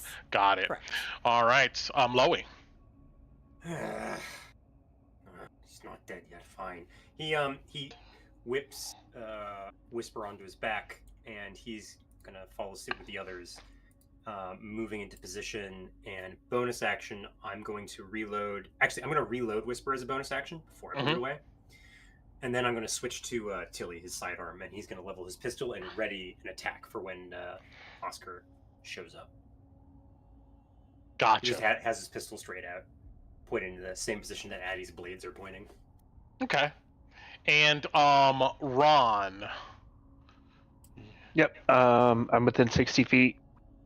This wall has been torn down. Which is why I can see. All right. I'm going to hold a Starry Wisp as my action, and yeah, that's about it. Okay. And Tinu? Did my rolls count as my action? They don't, right? because they're part of my thing. Yeah, no, that's just from concentrating. Yeah. So I guess, technically, things kind of worked out anyway if you wanted to, I guess, go over there and try to heal all the folks for, I guess, more temporary HP, I guess. Oh, Um, the 11 would just be what everybody would get. Okay, Because that's gotcha. how we've been doing it. Yeah. Yeah. And then the 4 was for those two, because that's all I saw, which Okay. is fine. I can only get here. Can I ready an action to command? Do I want to? you ready a command spell? Do I want to waste this spell slot? Yeah, Up to you. I'll hold an action to command Oscar Yoren right when he pops up. And it's going to be grovel. That's Okay. what I'm ready action to do that. Okay. All right, and Kolabati. What's that? There.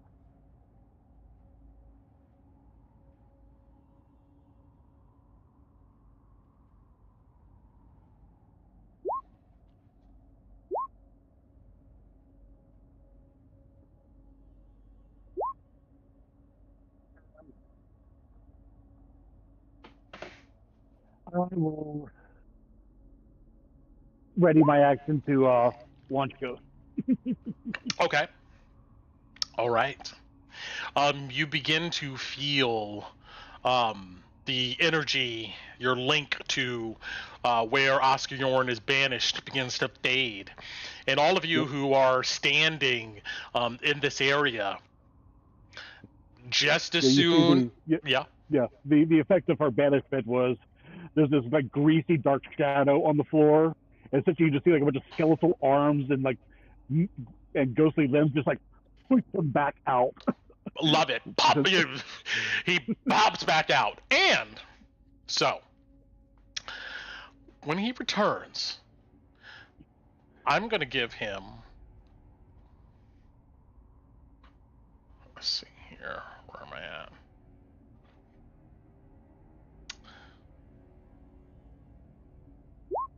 A legendary action to speak. He's been thinking while he's been banished. Can't do anything, but he can think. Mm-hmm. Soon as he pops back into this area with the thud, he has his eyes closed and his face his hands to shield his face. You get a sense he probably expected to be attacked soon as he arrived. He quickly belts out, wait! If you kill me, this will all be a fucking waste of time. I swear it. If you're working for the lanterns or the academy, you ain't gonna get shit. My notes are self-destruct without my password. A password every hour. And he sits there and he just eyes.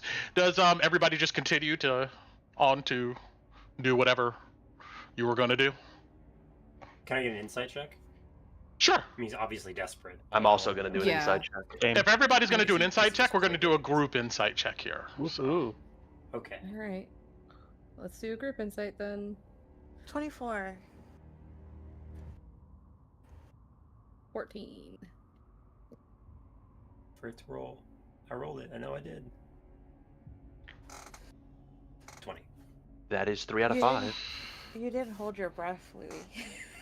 Ah, you caught me. I was lying. Louis is a bad liar, though, so fair enough. You get a sense that this is some bullshit he concocted probably to think to save his ass. And Okay. Oh Mhm. no. We're savage. He suddenly goes, Yep. wait. Look, I'll go ahead. 25% off of potions. Any fucking potions you need, Yeah. you want, I'll go ahead and do it. I swear. I'm like, look, if you give it to the academy, they ain't gonna give you a discount like I'm gonna give you. I'll give you the best discount ever. They ain't gonna do shit. You're gonna charge your fucking full price. 16 to hit. Yeah, I'm trying to hit him. All yeah, right. I think it's execution.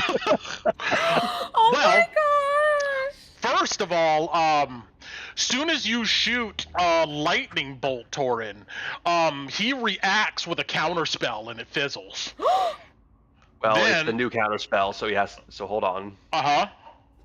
I can't remember. I think he has to do some. You get a saving throw, Torin. Against Yeah, I get a his spell saving throw. DC. Okay, let me look up this So new one. it's yeah, that was one of the big things that everyone was talking about. It's A saving throw against his spell save DC? yes, I believe Yeah, it's con con. save, I believe. Yes, I believe it's a I'll Constitution check. save.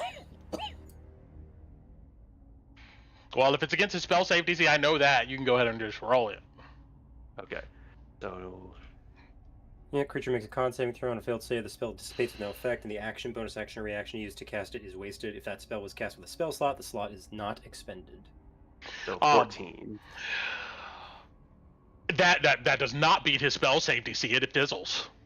Okay, so I don't lose the spell slot, but I don't cast lightning bolt.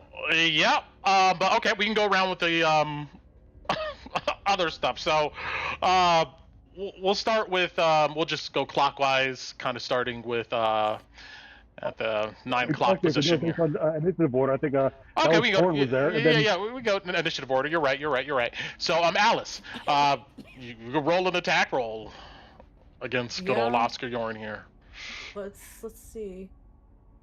I'm gonna do heroic inspiration. I want to hit this dude. I'm gonna roll it again. That's why we saved it, right? Yeah, no, fair enough. Does a 19 hit him, Brent? Yeah. Beautiful. I rolled a. Do I want to re? I don't know. Yeah, there we go. 29 damage. You stab into him. He screams out in pain. He's still there. Yeah, cool. That's it for my reaction. All right. Loey. Rolled a 16 to hit. Does that hit? Yes. Okay, you're gonna take.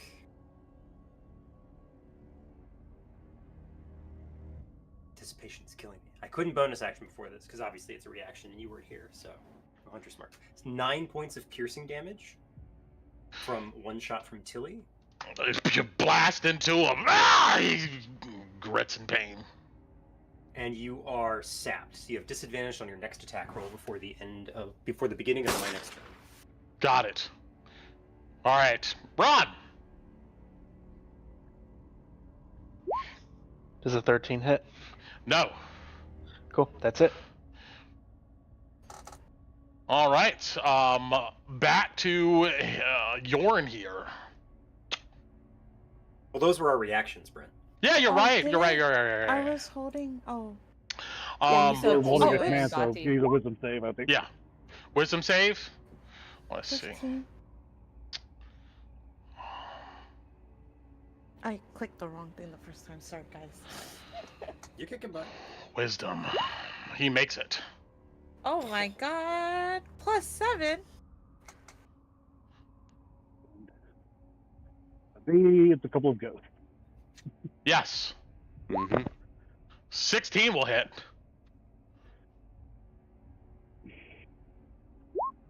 For 7 force, and then back through.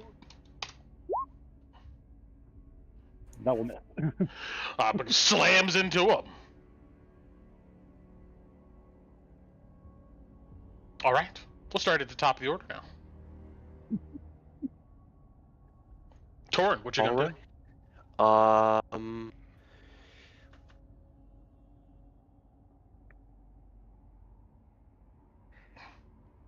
think I'm just gonna. Yeah, I'm gonna try and booming blade him if he runs. So if he's gonna counterspell me, then I'm just gonna hit him. 15. 15 will hit him. Right, so that's gonna be 10 plus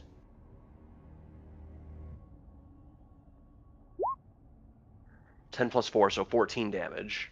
I just slice into him, and a sickly energy comes over his body. And then that will be my turn. Got it, booming blade. Alice. If we already know what Alice is gonna do, she's gonna come in as she pulls out the short sword as he's getting messed up. She's gonna go in with her other one to see if she can get him. Let's see. Come on, Addie. 13 doesn't hit. Come on, Alice. I never want to hit. And then she's gonna go in for a bonus action as Nick with her vicious scimitar. See if this one will hit. The 22 will hit. Oh yeah, that will hit. Yeah, and another 25 damage to him. And you plunge your blade into him. How do you do it? And He's I dead. can't. No fucking way. So as Torin goes in and gets that hit, it kind of like throws Addie's like main hand off because like I guess like Yoren like kind of like grimaces from it, and then she's gonna come in with the vicious one. And you said he's got a mask on, right? Yeah, kind of like a mask. It's like on his forehead. It's up. You can see his face. Oh, okay, all right. Yeah, she's gonna take that vicious blade and she's just gonna pierce it right through one of his eyeballs. And try to have it come out the other side. He looks at you right before you plunge your blade, and he goes, "See you in hell!" Gladly. And yeah, stab him straight through the eye. His body goes rigid. And then he expires. Oh, good. Could save on ammo. And all of you look at each other. The second Alice is done, I am going to take my sword. I'm going to cut off Yoren's head. Jesus. And then, looking at Alice, I was going to throw her back. yeah, and then I'm going to look to the closest person that's not Tina with a bag of holding. I'm going to throw the head to them. I won't fit in mine. Yeah. You leave a mess everywhere Yeah, as all of you watched a Torin sword. saw off this guy's head. Yeah, we need a Wait, why are we cutting off his head? because we need to bring this back to the Amethyst Academy. Oh, as proof. She turns around, she hands the bag to Bati. Here. The knights, Don't get blood the on the knights will outside. The knights will also want to see it. They'll probably pay as well. You got anything in his pockets? Pointless on him? check. You look through his pockets. He doesn't seem to have anything worth of value on him. What about that cool armor he's wearing?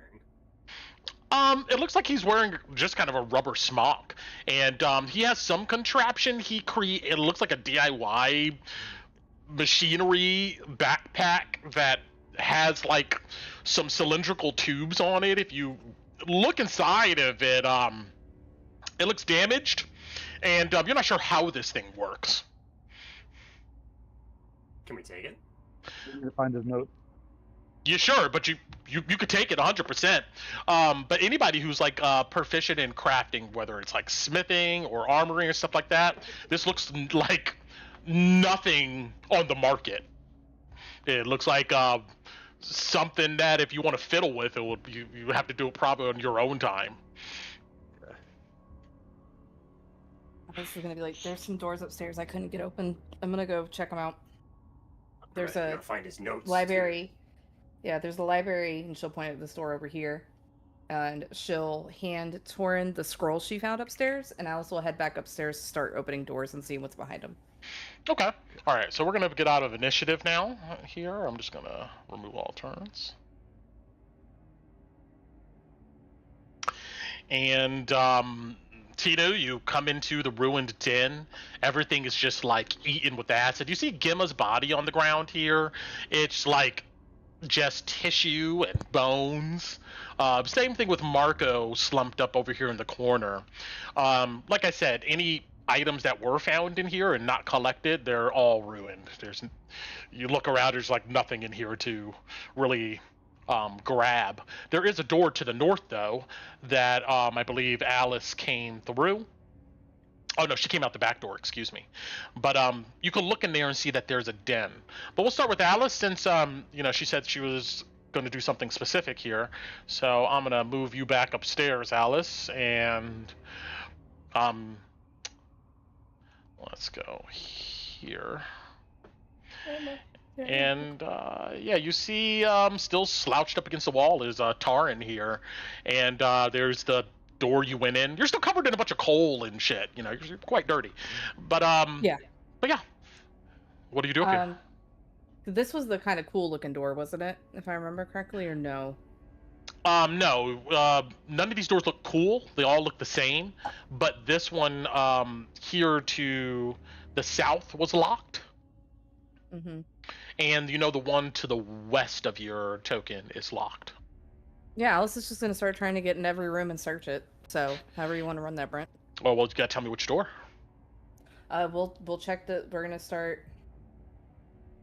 start. Yeah, you know, we'll go start. We'll make sure we step on Taryn's body a little bit heavily as we go to try to open this door over here, Brent. Got it. Yeah, you come to it, and the last time you grabbed this, it felt like well, I don't know. Actually, I'll open this up to you guys. If an arcane lock is on a door, and the creature that did the arcane lock is dead, is the arcane lock still there? Yes. Yeah, Yeah. I believe. It's not believe until so. dispelled. Well, Oh. yeah, it's Typical not a United concentration-based effect. It's a lingering effect. So. Okay, well then this door it does not move. It doesn't even budge. You immediately get a sense that it's probably magically sealed. Like I can't try to pick it because sometimes, I mean, if it's got a lock for me to try to pick, I'm still gonna try. Sure. Let me just bring up the rules. Let's see what we got going here. I think it just increases the DC, but I could be wrong for 2024. I mean, Brent, to be fair, it's your game, it's your rules, however you want to run it. The lock can't be unlocked by non-magical means. You and any creature designated, any creature can open and close the door. Okay. To be fair, it is just a wooden door. It is true, Well. but if you fiddle with the lock, Yeah. Alice, it seems like you actually open the lock, but the door still doesn't budge. Like you're able to pick it, but it doesn't move. But it is a wooden door. True. All right. It's a wooden door. I'm gonna try my crowbar to get it open. Okay, go ahead and roll me an athletics with advantage. We're not a champion yet, so we'll see how this goes. 19. Well, I'm gonna say with a lot of effort, you're sweating. You finally are able to break the frame of this door and punch in some of the wooden planks to where you create a small hole. You're able to kind of squeeze through. Heck yeah. Yeah. I thought this was the big room.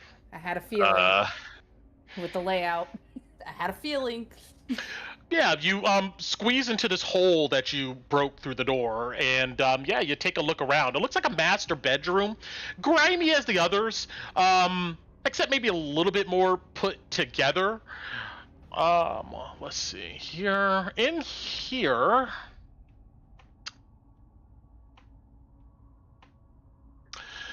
let's see.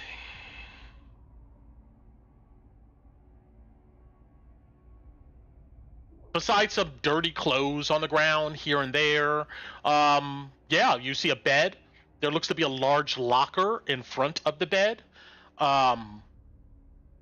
There's a desk with some miscellaneous papers, candelabra that's lit in here, but it's empty. It just smells kind of bad. It smells like Oscar Yoren in here. Right, beautiful. I mean, I would start looking through the papers, and then I'll want to get that chest open and look through the room and see if there's anything hidden. It's kind of what Alice is doing. I'll go ahead and update you on this real quick. At the desk, there's a ledger. It looks like Oscar Yoren was keeping track of his expenses and stuff here. You know, you see it's pretty much inventory list, how much of quantities of various reagents and alchemical supplies was used versus how much he was able to scavenge versus how much had to be purchased from somewhere. That's what looks like it's on the desk. Nothing of really value. But, Oh, I'm taking yeah. that. Okay, you take those notes, and yeah, you do see that there is a crate that I'm sorry, a chest, and you come over to it and you open the chest, I assume.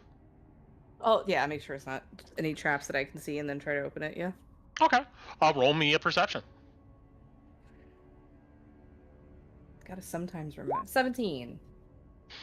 You look it over. You see that there's a simple latch. There is a lock on it. One of those kind of padlocks, which you need a key for. But you don't see any. You're pretty certain there's no mechanical traps or anything on this. Cool. I'll try to pick the lock and open it. Go ahead and roll me a thieves' tools. Yep. So sleight of hand at advantage since I have proficiency in thieves' tools and sleight of hand per the 2024 rules. Mm-hmm. Just wanted to make sure. 23. Wow, this is a really good lock actually. It's a 5-pin lock worth about 20 gold pieces. It takes you a minute to fiddle in here and get it open, but you do. You could keep the lock if you want. You could put it into treasure channel. 20 GP? Yeah, 20 worth 20 gold pieces. It's a 5-pin lock. And we'll get back to what you find in a minute. Let's get downstairs. And the rest of you, whoever pretty much speaks up first, what do you want to do? Well, I have this scroll that was handed to me by Alice. I guess I'll take a look at that, see if I can identify what this scroll actually is. Yes, and you being trained in Arcana. Hold on one second here.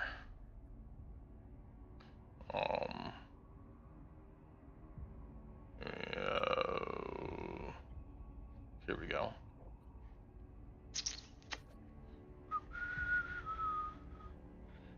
And all right, 10. It looks to be a locate object spell scroll. Oh, okay, that could be useful. You can put that in the treasure channel. What else do you do? Yep. Then I will go, knowing that Alice is looking for Oscar Yoren stuff. I'm gonna go up after her. Okay. You go up the steps, and we'll move you upstairs. By the time you're done analyzing this scroll and you get upstairs, you see Alice has already opened the lock to this chest in Oscar Yoren's room. But upstairs, you do see that there are 2 more doors that are shut up here. Okay. I'm gonna go. Hold on, let me check something real quick. And Alice, you would notice Torin up here too. Yeah. Yeah, I'll wave at him. Oh no, I'm focusing. It would take 30 feet. Yeah, F it. I'm gonna cast Detect Magic and have that active. Okay, we'll get back to you on. Actually, I'll go ahead and resolve that. You can feel. What's the radius of that? 30 feet. 30 feet. You get a dull glow coming from the 2 rooms that have shut doors, and you get a kind of scintillating, vibrating glow from the chest that Alice is looking at. All right. One last question, just for RP's sake. Do I notice the magic on the door that Alice has basically pried open? Yeah. You notice that, and you notice it on the door to the south of your token. Okay, then that will, and I'd say with the scroll, casting it and looking around, that would be my turn. Got it. All right. Who's next? Pretty much whoever speaks up first. I can go next. Sure. You can go next, Carl. 6 way. Okay, I was going to say considering they said that there was a library, that's where Kolobach would have gone to see if his notes are in there. Understood. You move into what looks to be kind of a library, a study, and smells of moldy books. There it looks to be a mahogany desk in one corner covered in crumpled paper and open books. There is a torn velvet armchair set before these papers in this open book, 2 candelabras unlit, and there's of course tall bookshelves in the southeastern corner with ladders that are attached to them where you can get the higher shelves. Looking around here though, go ahead and roll me an investigation.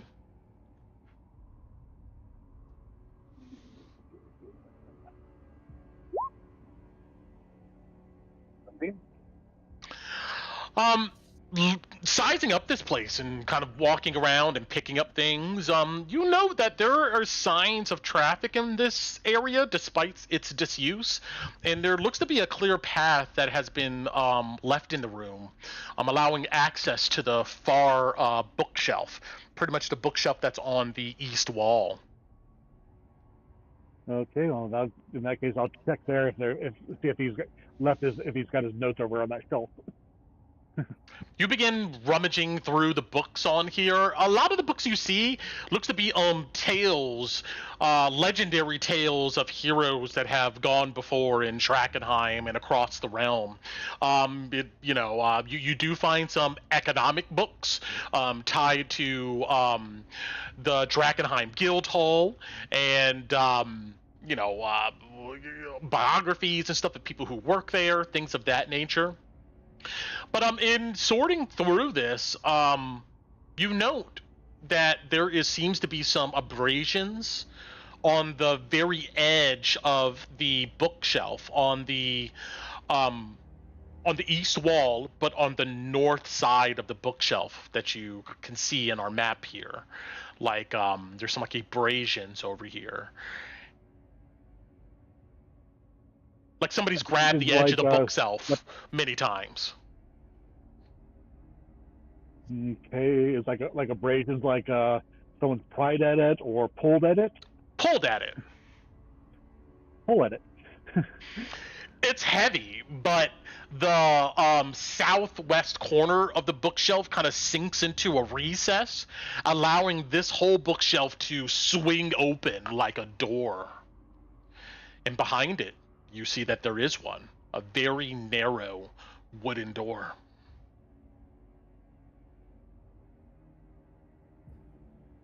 Okay. Now it is my time to turn to cast Detect Magic. You get no magic from this door at all. Okay, well, I'm pretty sure that will be my turn doing all the searches in that area. If any of those books are in good condition, I'll throw those in the bag of holding to see if they're sellable.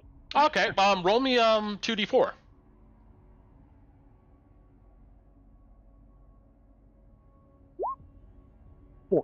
You find a volume of 4 books, all related to each other.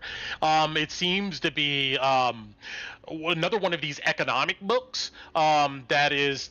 It's a volume talking about the trade between Drainsmud and Drakkenheim and how that's facilitated down the Drain River. So you can note that in the treasure channel. They look in good condition, like maybe first edition stuff. All right, who's next? I can go next because mine's pretty quick. All right. Loey would, because this guy wasn't in the main room with the acid. This apprentice here. Yeah. Right, Brent? True. So his body's fine, and he remembers that this guy was trying to actively sell the party certain things and was trying to get to see if Tinu wouldn't be willing to buy some. And Loey, being the kind of guy who's familiar with these kinds of guys, knows he would not keep his stash. He would either have it on his person or he would have it hidden somewhere on the house, so he's hoping he has it on him. I'm going to search him for some delirium dust. See if he's got it. Well, if you look specifically for that, you do find a bag of it. Well, that was pretty on point. Yeah. And then... It looks like there's enough in his bag for, you could write down 1d6 usages or doses. You can go ahead and roll that and note it. Sure. Roll it up. Get that down. He doesn't have any pocket change or anything like that, does he? No, just a lint. No. Yeah. Just the one. No. It looks like he's been using it a lot.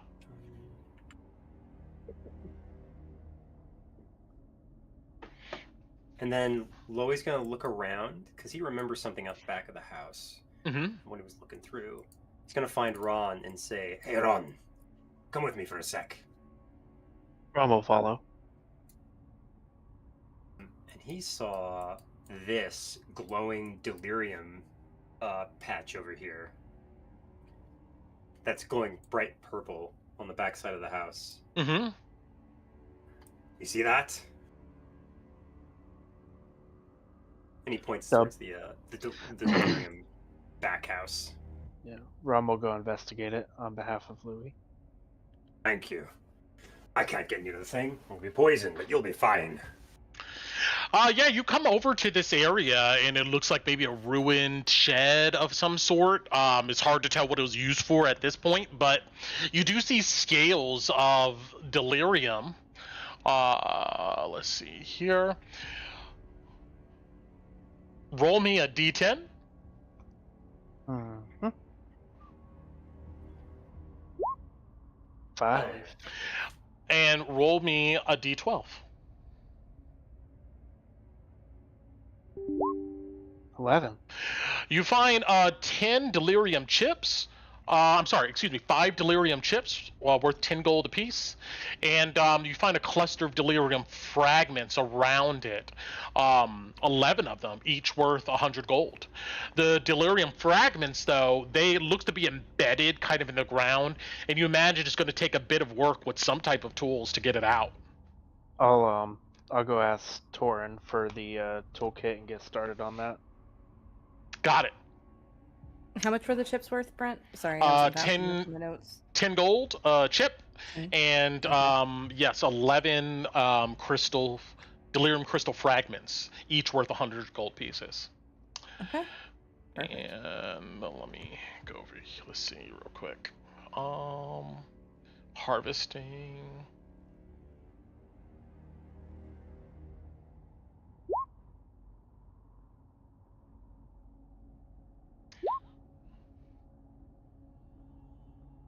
Mining equipment. Consult. Table.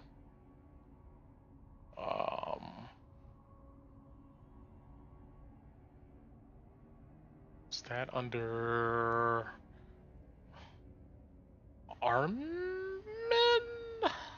Are you trying to find the timesheet for everything? Yeah, for extracting delirium. Did I put that in a channel already? I'll look for it You if you did. want to work, and You then should I'll. have, but it has been a bit. Yeah, I don't I'll remember. look off the for top it, of my head. Brett. I know Okay. it's in. Yeah. I'll Thank look you. for it.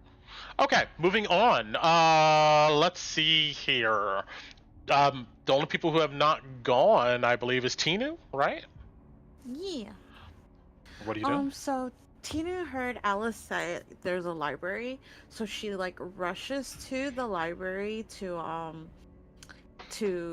see if she could learn anything about the what did Gamma call it?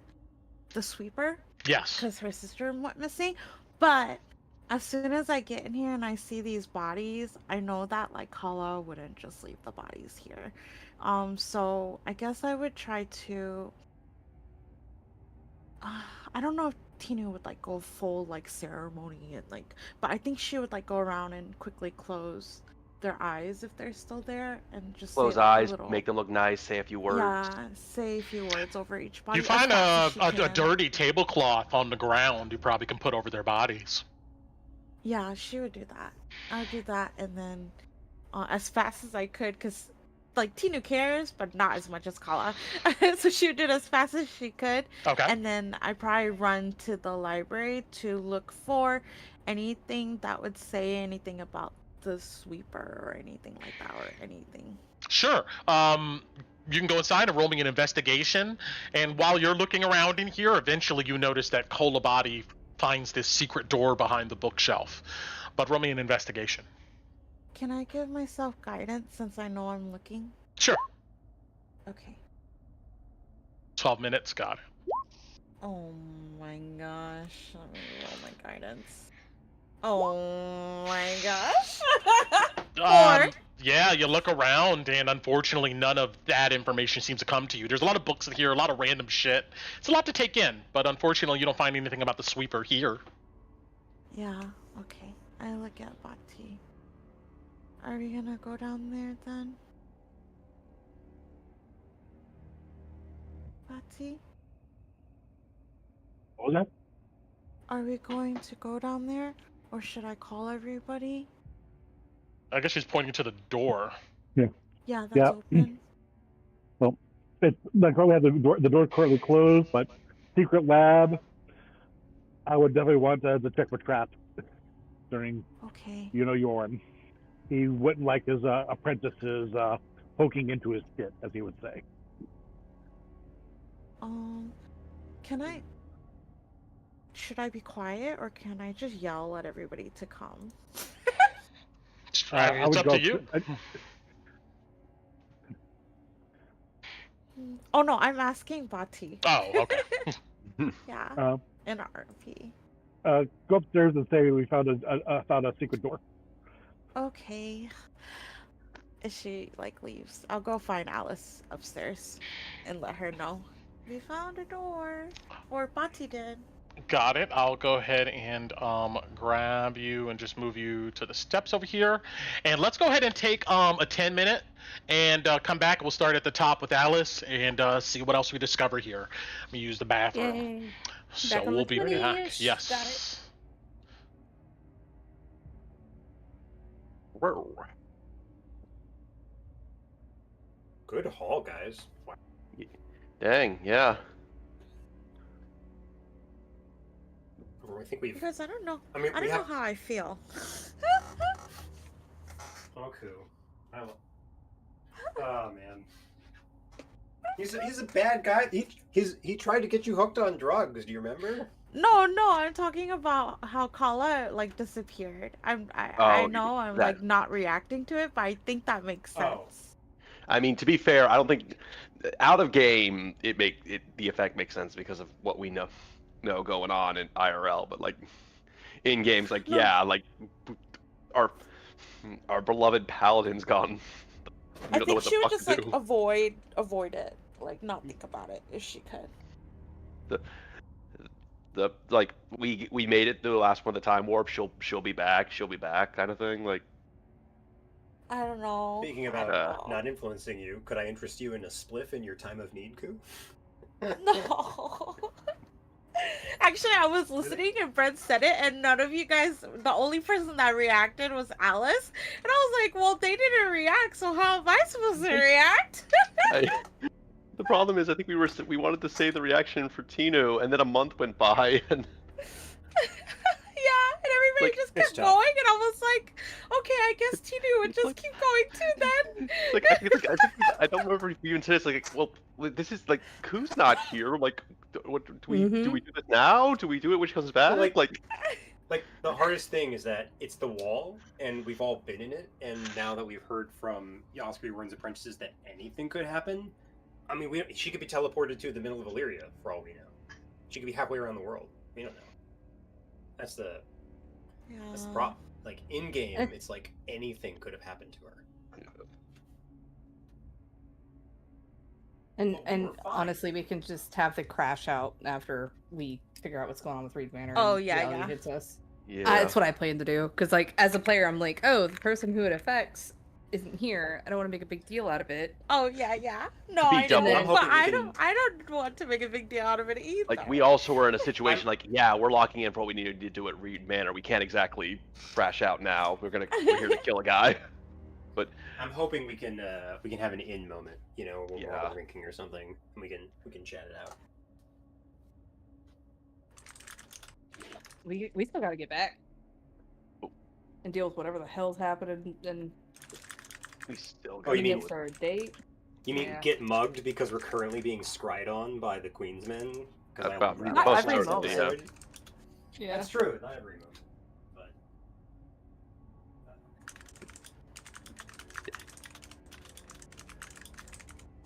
I mean, yeah, we can run the river. Be like, hey, by the way, if you want this to keep happening, we need help. Yeah, here's our side of the bargain. Now we need to call. Now that we've proven ourselves useful, help. Yeah.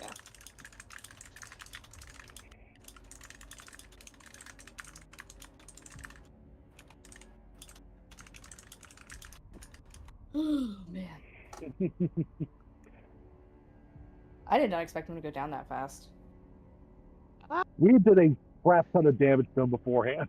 Yeah, to be I know, fair, yeah, I because I had gotten him a few times too. Yeah. yeah, you got him. I hit him with a lightning bolt like round 1, and then we like doubled, and then we got surprise round while groveling plus second. Like he was in the we put him in the worst position possible. Like Which is what that is really good for. yeah, Yeah. For sure. That poor So dude. Prince like, hey, you want He to do it? got- I'm like, what? He got absolutely murked. oh yeah, no, he got jumped. Yeah. Yeah, and like I said, my dad is just like, yeah, his shadow gets darker, and then all these like skeletal sexual arms just come out of his shadow, grab him, and yank him into it. Yeah. Bati's scary. The whole party is. Bati's just more honest about it. We've been here for a bit and got some things to our name. We're a pretty terrifying group at this point. Yeah, fierce. That's why they call us the Knifebites, right? We got bite. Bati is a very out and proud witch. Mm-hmm. Like I said, Bati's just more honest about it.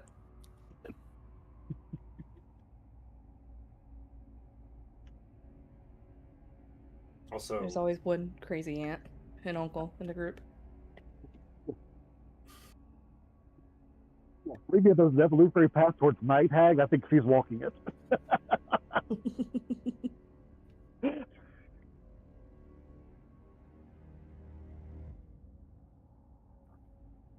What were you gonna say, Shane?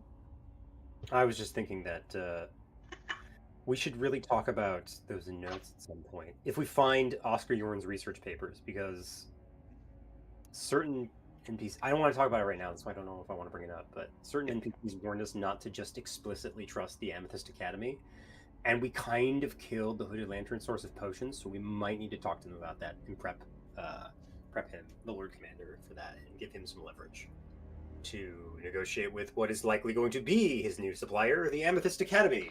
They're wanting to get their delirium taxes, where you like have them pay it in Mm-hmm. In fact, I'll we gotta talk about it. Yeah.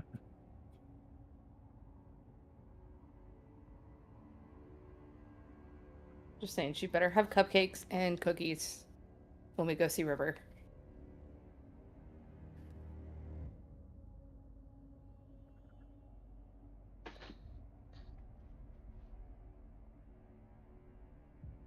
She better have a whole gosh darn bakery for Tinu's sake and all the crap she's had to put up with for this episode.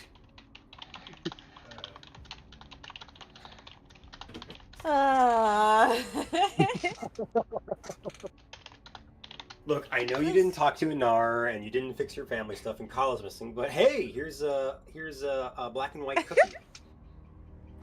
Hey, we're This is hitting why Anar up next, so. This is why I hate being a linear thinking person.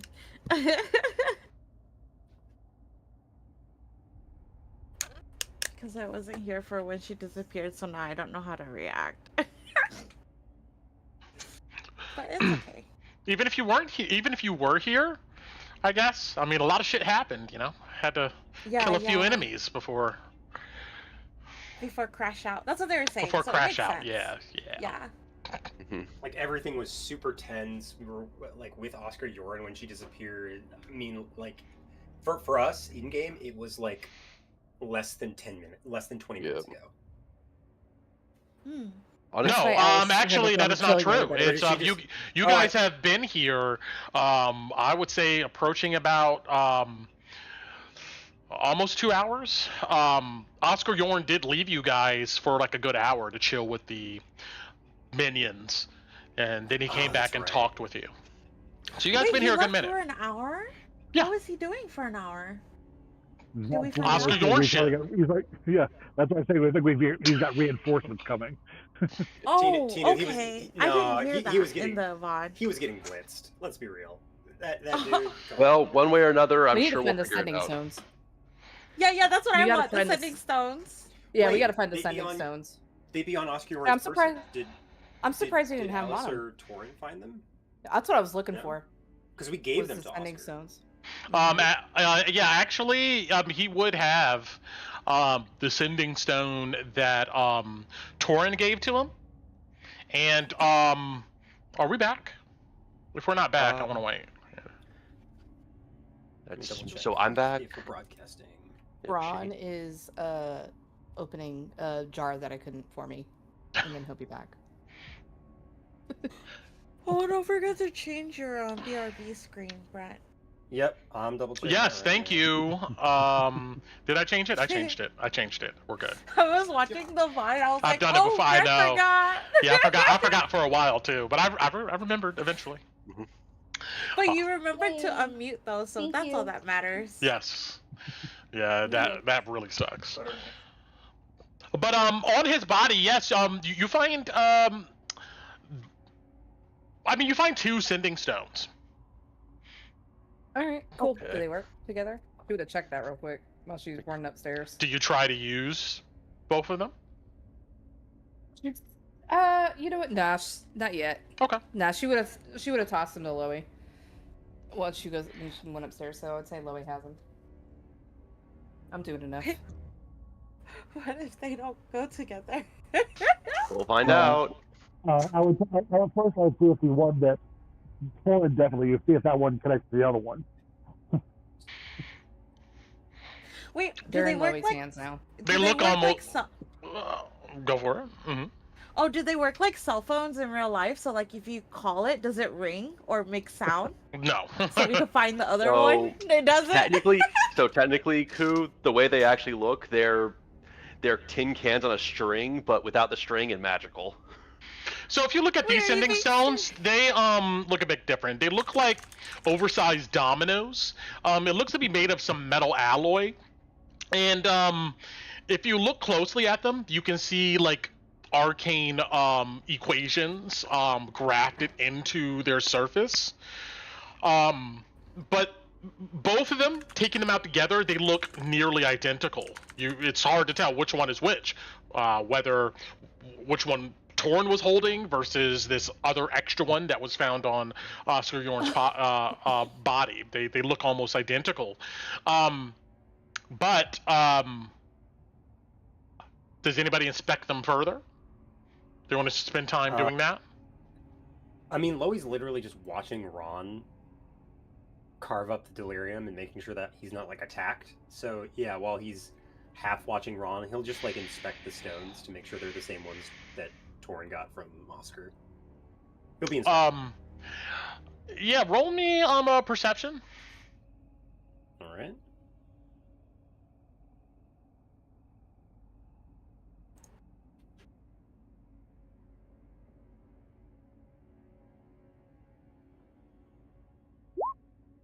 $15. Let's see.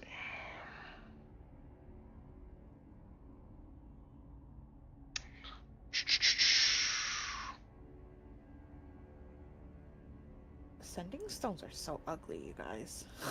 Yeah, they You are. notice like etched on the edge of one of these dominoes, not the flat surfaces, but the edge surfaces. It looks to be a letter, a number followed by a letter. Excuse me. One of them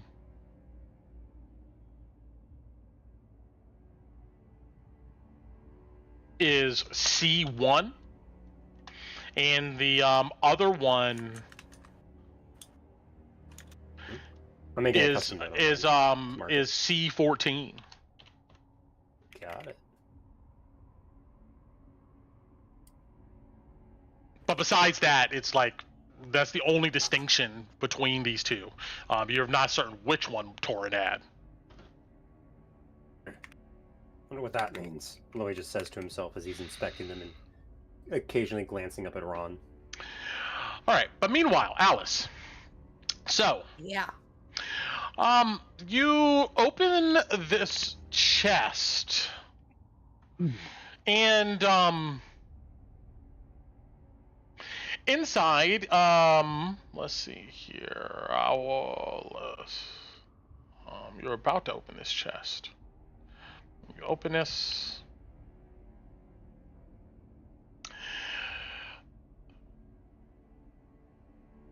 you see that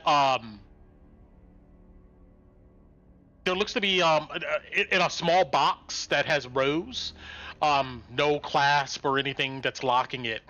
You open it, and inside is neat rows of gold coins. There's 200 gold coins in this box. You also find a vial with a stopper in it that has like some clear liquid, and you find a couple scroll cases. If you pop them open, only one of them has a scroll in it, and it has some arcane language. Lastly, in here, there looks to be a fine wooden box. It's longer than it is tall, like 6 inches tall, maybe a foot or so long and wide. It has a lid with a simple brass knob. You imagine it opens like a record player does.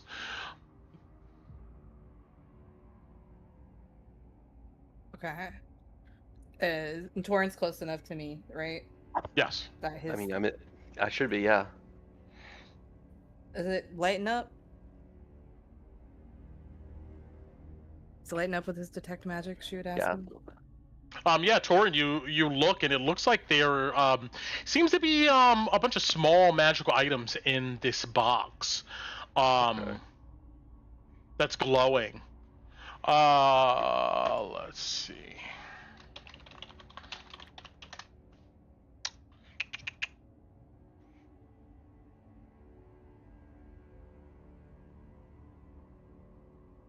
Roll me perception also. Me? Me or Alice? Torin. Okay. I present you a 16. Damn, this D&D Beyond's moving slow.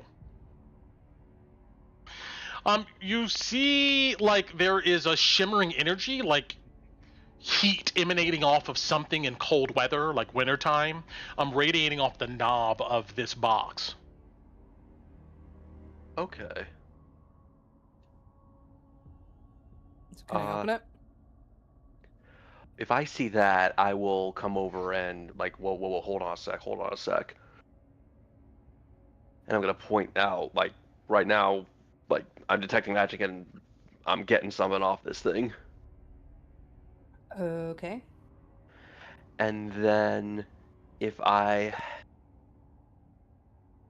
looking at it, I'm going to, let me check the new version because I don't have it. I'm going to try and cast Dispel Magic on that lock through the Steward Seal. Oh, so you take out the Steward Seal? Yeah. You take it out and it glows in your hand. You feel its power. And you're going to use it to cast Dispel Magic? On this shimmering heat effect I see on the box. Okay. You cast this, and if it's level 3 or lower, it's gone. If not, I have to roll. Let's see.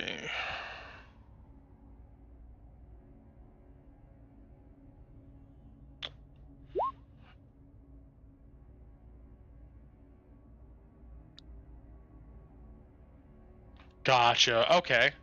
I need you to roll me an Arcana check. Yes, an Arcana to overcome the spell save DC here. Okay. 23. You see this arcane energy just dissipate. Okay, give it a shot now. No. Did you do anything? I dispelled whatever magical effect was on that box that either kept it shut or might have hurt you upon opening it. I was just teasing you, and Alice open it. All right. Let's see. All the arcane mumbo jumbo, I just don't understand it, Torin. The interior of this box, you open it, I mean, nothing happens. The interior has black wool lining and dividers in it that make 3 rows. Stacked in the rows are what looks to be like dull gray domino tiles. There looks to be maybe a couple dozen tiles lined in here. None of the rows are completely filled. They look to be half empty. You just see rows of this stuff. You get a sense that there, in total, maybe there is 40, 50 of these things. Does my sense pick anything up from these? Yes, I mean they all glow. Yeah. All right. Is it the sending? Does it look like the sending stone that Torin had? You said the dominoes, right? Yes. They look similar. Yes. Okay. Well, cool. Yeah. All right. 40 to 50 sending. This is insane. It's either one enough for the whole party, and honestly, we can maybe even pedal these off to for Yeah, but if pretty they're all plenty. connected, we don't know who has the rest. That. We don't know if these are paired or if these are part of his information network. Yeah. Yeah, we'll have to take this and study it on some downtime. Okay, moving on. Let's see here. We'll say Alice and Torin, you guys did that. Let's go ahead and swing back over to Kolabadi here. Well, Tinu wasn't here. I don't know where Tinu went. Can Torin look at what that scroll was that I found real quick, just so I can put it in the treasure notes? Because Alice would have showed him that. Yes. It looks to be a scroll of a dimension door. Ooh, Cool. that could be very helpful. Thank you. Brett, All right. Bati told Tinu to go to get Alice. Oh and yeah, that's Torin. right. Yeah. So Yeah, yeah, you're upstairs, and yeah, you see them. We'll just go with you here really quick, Tinu. Are you doing anything up here? I would. Alice, Torin. Yeah. Oh, Bati found. Oh, there's a dead body. Bati found a hidden door downstairs in the library. Okay. She told me to we come got- get you. We got 2 more doors up here to check, and then we'll come down. Right. Okay. Do you want to stay up here and check them out with us, Yeah, but let me close this guy's eyes first. She would do the Yeah, same he thing. tried to kill me. That's why he's dead. I know, but Kala would like it if I did it. In the minute, like, you say Kala's name, you just watch Alice's face fall, and she just nods and looks away. Yeah. So Tinu would quickly, bend down, close his eyes, and say, a quick prayer for him, and then when she's done, she'll stand back up and say, okay, I'm ready. Anything in this, does your detect magic and the vial with the stopper and the clear liquid in it, does that ping anything? It dully glows. Okay. Older than the other ones, but it should have some kind of effect. Then with the other 2, Alice would want to go check out the other 2 doors. Okay. Just move yourself to whichever ones you're going. We'll get back to that. Check this one out first. Kolabadi, you stand here looking at this narrow door. You do anything else?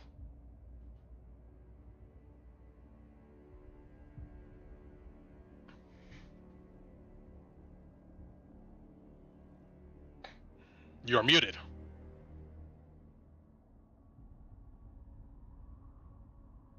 Oh, There we go. Sorry about that. no problem. I was gonna say is I would leave the door as is, and since the door doesn't glow, okay, I'll push the door open. It creaks open. You see a scummy floor, and on the south wall of this small room, you see a narrow stone staircase that descends down into darkness. Well, I think we know where the smell was coming from in the other room.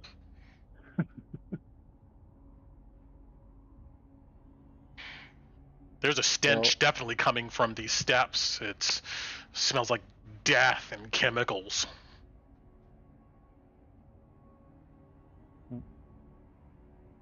I'll definitely want the rest of the group for inspection of whatever's under there. So we just double check all the books on the shelves. There's nothing that looks like they kept anything of importance on these shelves, or. Looking around, no. It looks like a lot of these books were maybe original to Reed Manor here before these guys moved in. You know, just an average study library for somebody of considerable wealth. Okay. I look for anything that would be like the equivalent of like a Reed family Bible.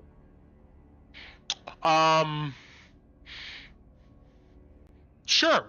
Go ahead and roll me an investigation.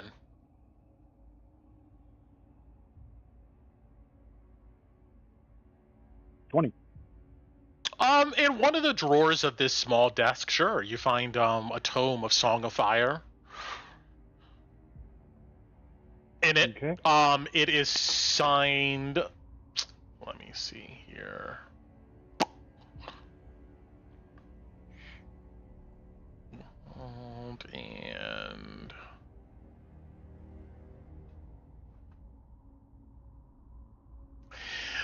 And it's signed by Virginia Reed to Polonius Reed, with love.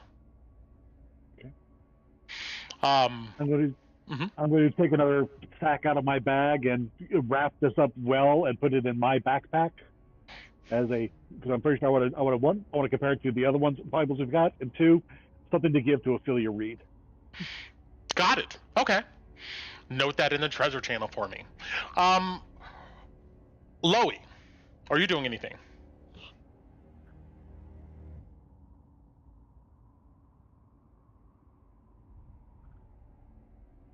Yeah, sorry, I was thinking for a bit there. I think because Ron is going to take like 12 minutes, and Ron, I'm assuming you tell me how long all this work's probably going to take. Yeah. I'm assuming the others have the inside of the house. Brent, Yeah, you can hear them walking around upstairs. Mm-hmm. I'm going to trust that Addie and Bati and Torin and Tinu all have the inside of the house pretty much covered. I want to check the outside perimeter of the house, and I want to see, because he's curious, is there anyone we haven't noticed yet that is watching the house or us, or is there otherwise anything outside of the house that would catch Loey's eye? So he's going to do a perimeter around the house. Okay. You get a sense that you'll probably be done with that when Ron is done collecting these crystals. So we're just going to round to about 15 minutes. But you begin doing a perimeter around this area, and you can roll me a perception. Sure thing. Do it. But while you do that, we'll go back upstairs really quick. So, upstairs. Which room are we going in? I put it myself in front. Sorry, the map moved. Let me get back. Okay. Oh. Yeah, this one down here. Yep. This is another. Yeah, this is one that's locked. It just doesn't budge. Yep. Alright, then I will pull out the crowbar and try to get myself in the way. Torin will actually put his arm in front of you, bring out his spell scroll of knock. Just like. Don't waste it. I can just break through like I did the other one. Unless you want to use it. Yeah, I'm gonna just use the spell scroll of knock and open it. Wait, but you should save it. Okay. Save it. I don't need to save Save it anymore. Help me. Well, no, I mean, but what unless if we you go really want to somewhere- use it. Yeah, what if we go somewhere else and we need it? That's what I'm saying. I don't need to save it because I have knock. He has knock, so he wants to use the scroll because he already has Yeah. the spell. Oh. I'm using the scroll so I can save the spell slot. Okay. If you really want to. I took the time to learn this. I really want to. You take out the scroll, you read it, it disintegrates as you touch the door, and you feel the door's rigidness kind of release, and it shakes in the air pressure, and you're able to open it easily. I understand, and I'm sorry for taking a moment out of it, but I just really want to use that spell. I No, spent man, I like don't learn it. Oh yeah, use That's what you okay. got. I don't care. Looking in this room here, it's once again just soiled and dirty. There looks to be a small cat bed that is in the corner of this room. There, there's no litter box, so you see little droplets of things also around that corner. Ew. And it smells like unneutered cat in here. Definitely, it's just super potent. Looking around though, you find that there's a foot locker that is not locked, and opening it and looking it inside, you see that. Let's see.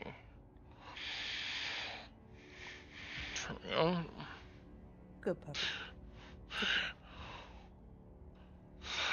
There is a cat collar that has a really nice diamond attached to it, worth 50 gold pieces. And there also looks to be a canister, like a thermos in here. It's made of metal with a screw lid. And there is a folded up piece of paper. What's it say? You unfold the paper, and it looks to be another spell scroll. Cool. What is it, Torn? What is it, Torin? Roll me a d10. D10. All right. Yeah, you rolled this time. And Alice would hand the cat One. collar over to Tinu. It looks like a spell scroll for Cloud of Daggers. Ooh. Spells. Cloud of Daggers. Neat. Anything in the canister?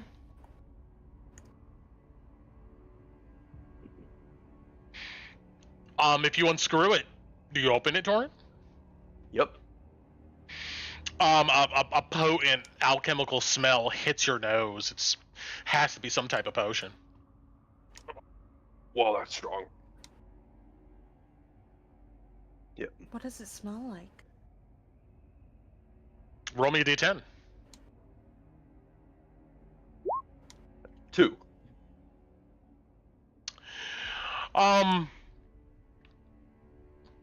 It has like a vegetative smell to it, like aspen, like a pine. It's really potent. Okay. I will describe that to Tinu. Actually, I take that back. It smells like musk. It smells like somebody's dirty armpit. That's what it smells like, actually. Oh, ew. Yeah. You know what? That's what I described to Tinu. Yeah. Okay. Check out the other room. Nothing else in here? Yeah, looking around, looks like nothing else worth a damn. You go to the other room, and this one is not locked and opens easily. And, yeah. Oops, sorry. And inside, another ruined room. This one has what looks to be a bird cage in it, quite a large one. There is half-eaten rotting rats in the base of it. But looking around, there's another footlocker, and opening that one, it's almost same drill here. You find Gemma's room. you find well, She had the bat familiar, right? yes. Okay. Sorry. That was my lore brain catching on. I'm sorry, Brett. I didn't mean to interrupt you. No, you're fine. Actually, you see other feathers and stuff here. You can roll me a nature check. Oh man. Nature, let's see. I'm- It is a Can I- straight roll. Can I give? Sure. Can I help? Yeah. Help, so I'll roll again then. Oh, we'll take a 14. You're able to discern probably wasn't a bat in here. Maybe some It was the other owl. type Oh, it was of the owl. the owl. It was Yes. that dude. That dude, And yeah. Taryn, the one that's Oh, good. slouched up against the wall here. Yeah, inside here you find an assortment of coins, all worth 50 gold pieces in total, and you find what looks to be another actual potion bottle, but that's it. And you can somebody can roll me a d10 for this. Sure, I'll roll it. 8. It has a really sulfury smell to it. If you uncork it. Okay. Bati and Torn are gonna be busy figuring these things out. And Braun eventually when we get a downtime. All right. Is there anything else you guys are doing upstairs here? I was wondering, were there any spell books up there? Because then there were. You Okay, look just wait for around in Oscar Yoren's room. I'll say you come up to check on folks' cola bodies. It's been a minute. And you don't see any spell books in his room, but you do see a door on the east wall. Is it glowing or anything? No. Pop it open. You open it, and inside you see what looks to be a rusty, scummy tub full of dirty-looking water, and a mess of clothes and stuff on the floor in here. I'll poke the clothes with my cane and take a look at that other door. Sure, you poke at the clothes. You can roll me a perception.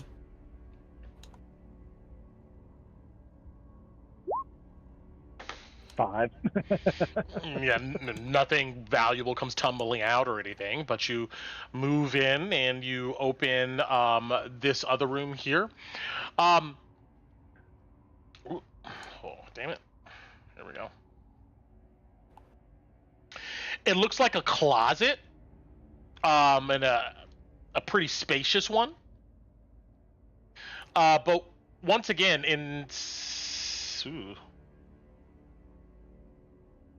inside of here, it's just disheveled, dirty, soiled towels that look like they've probably been used multiple times without any type of cleaning. A dirty broom. You find a small jar full of toenail clippings. Ew. No, thank you. Why though? Maybe if Oscar Yoren was still alive, you could ask him. You know what? I don't need to know. I've got his making name. I can voodoo ask him dolls. later. I think any answer I get would just make me either more confused or more upset. Like I said, I have his head. I can ask it later. Oh yeah. That's what I was thinking. But you guys, that's all you find in that room. You guys can be pretty certain that at least with your rolls thus far, you've probably found everything you probably could up here. Okay. Well, try to see if you can find any spell books for your studies. I guess they didn't keep any up here, Okay. which means he's probably in the whatever's downstairs in the basement. Right. To the secret door then. Meanwhile, Ron, you finished collecting these crystals. How are you keeping them? Are you? I'm putting them all in the I think we mentioned earlier, toolkit chest. The chest? Okay. I lent, yeah, either he has his or I lent mine to him. I think we said something like that. And Loey, you doing a perimeter here with a 10. You look around across the desolate, overgrown farm fields, wind sweeping over you in the distance, and you don't see anybody or anything.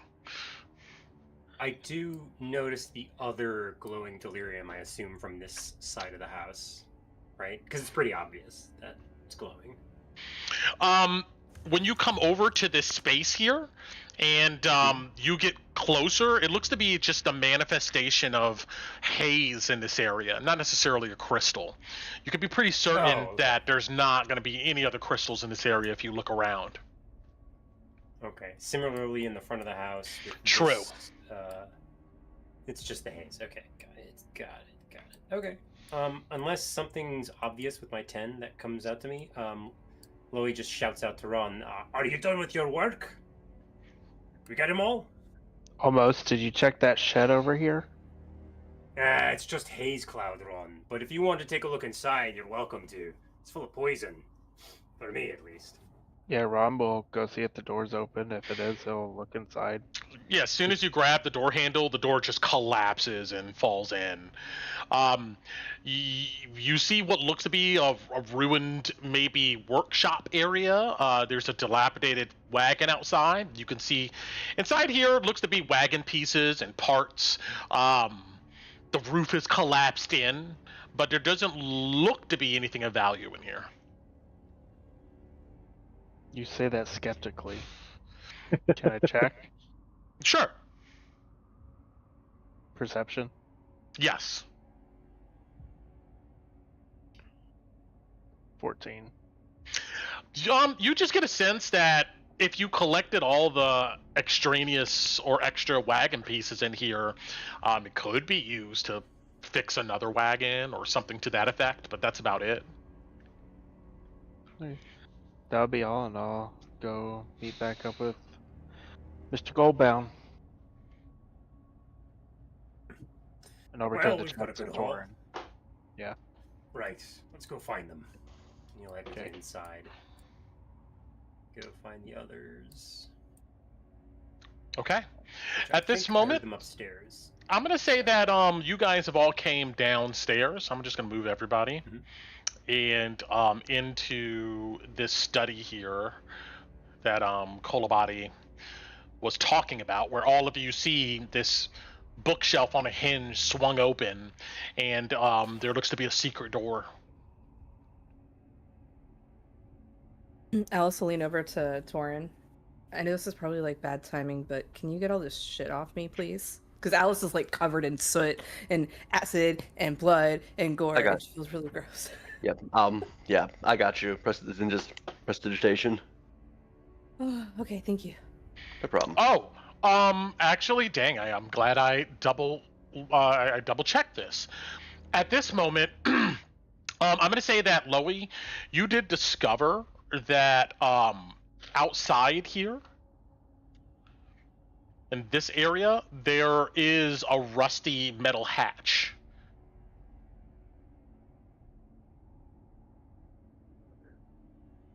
Okay. So you could tell obviously the party about this, collaborate on it, but that is a discovery you found outside. He would have tested it to see if it's openable, and checked it for traps. It doesn't So- budge. Does he think it's barred? Probably. Could On the be. inside? Okay. Is there a lock on the outside, like something to pick? No. There looks to be just a handle where there's no lock or anything. It looks like this thing should just open. Yep, 110%. He's going to tell the party. Probably if there's some sort of like subterranean basement or a cave or something down here, that hatch probably goes to it. He suggests. Okay. Yeah, it's probably the way out. All right, you tell the party this, and with that knowledge, what does the Knifebites do next?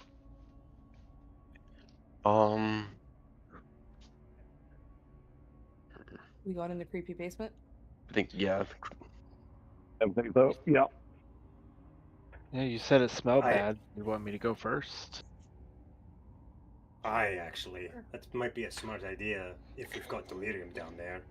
Actually, wait, does it smell like ozone, Brent? Because that's what delirium smells like, right? Kind of like lightning? Or like... Yeah, well, no, I would say that generally magic maybe in general has an ozone smell, but I would say that the haze and delirium is adjacent to that, except it has more of a sour alchemical smell to it. There's a tinge of something else But this smell coming from this basement smells like death and like other chemicals. Oh, Oh. real quick. You know how in the VOD, I wasn't here, but they were in this room and they were brewing a healing potion. Is that still there, or did the acid get rid of it? The acid has destroyed everything in there. Oh, yeah. okay. Mm-hmm. That's all. All right. Well, all of you peek down these narrow steps. It's just blackness. Go ahead, Ron, if you still want to go first. I'm not going to say no. Sure. And Ron will, it's been more than 10 minutes. He'll do produce flame to start. Go down. Okay. You produce a flame on your hand and you begin taking these steps down. Eventually, I mean, the steps aren't long, but they're long enough to where whatever fire glow down here didn't reach the top. And as you descend deeper, your visibility changes, and you can see down here a bit. Coming down the steps, the smell gets more potent. Let's start holding my breath if it becomes noxious smelling. Gotcha. All right, let's see. So the stone stairs end at a hallway where there's just a bunch of old furniture from an era gone by. It just rots down here, covered in thick layers of dust. You could see barely recognizable tattered wallpaper, which tells you that at some point maybe this was a nice basement suite for a proper manor. Now all that's long gone, and at some point maybe Oscar Yoren, whoever came before, put a bunch of stuff down here. It's just storage. Mostly melted candles stand kind of light the way. And even though you don't see it on the map, this is a representation, there is kind of a narrow path that's been cut through the clutter down here. So unless otherwise stated, it's all difficult terrain down here. Through the clutter, you can see that maybe there is a space within these white lines that is devoid of a bunch of stuff. But that's what you see poking your head down here. Pretty much a clutter of a bunch of items, and then maybe about 15 to 20 feet down the passage, an open space. That's good. I won't step in the open space, but I'll look. Come down, look, see that. Yeah, you kind of squirm and move over and around various items down here, kind of having to turn sideways, push a shelf over to the side, and you come to a 10-foot wide, a 15-foot long clearing in this hall. Now the hall does continue westward, and past more junk you see another door. The doors to the north of you look industrial, made of metal. Looks like maybe a recent installation down here. And strange lights and aura bleed from its seams. There's handles on this door.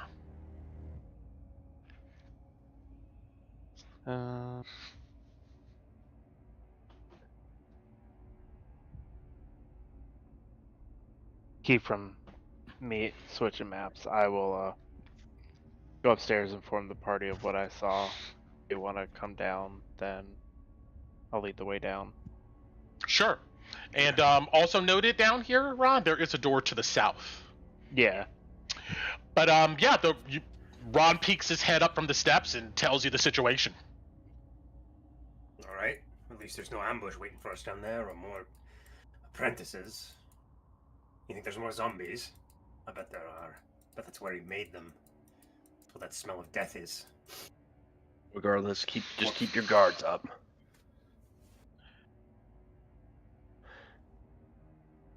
All right. Do you guys all go down? I assume then. Yep. I'm going to move everybody down below. You can organize yourselves how you want to be down here. And let me get everybody down first, and then I'll ping everybody.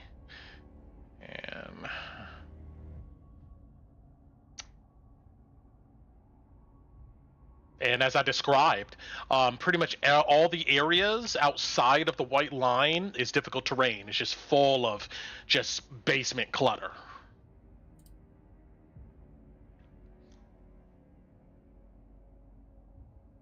We'll look at Alice and Torn if somebody wants to open this door up here, which Okay. I just didn't want to do it solo. That seems like the more important one. I know we have other doors too, but Okay. What door? he'll point around the corner. Oh, my bad. You're fine. Let me Yeah. Do I detect magic is if it's still up? Do I see anything from these doors? No, maybe roll me an investigation. Oh, yeah. I don't get to roll that super often. I'm sorry. My bad. I messed up on you. I meant perception, but So it's the same should I thing. reroll? No, You it's can- the different thing. So Okay, I'll yeah, reroll. just reroll. Can I be looking at the door as well, or is this the magical thingy? You can roll me a perception too. Just because Ron had asked Alice, yeah. Oh, thank you, reliable talent. 17.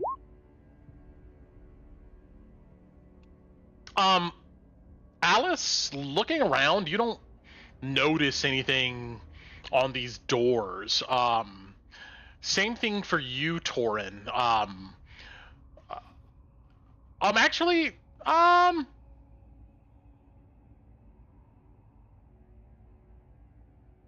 yeah, you notice there seems to be once again some type of arcane energy coming off the handles of these metal doors.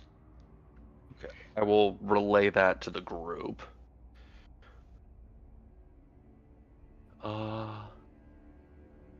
Ooh. That's not my call then.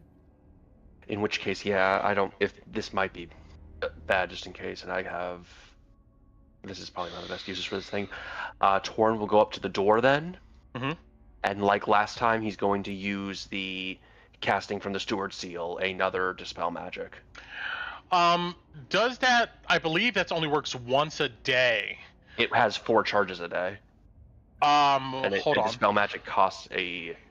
Let me double check something here. Let me just double check something here. Did I read that wrong? Oh wait, hold on. It says you can use an action to cast one of the following spells. Yeah, so the once it's been used to cast one of those spells, it can't be used to cast them until next dawn.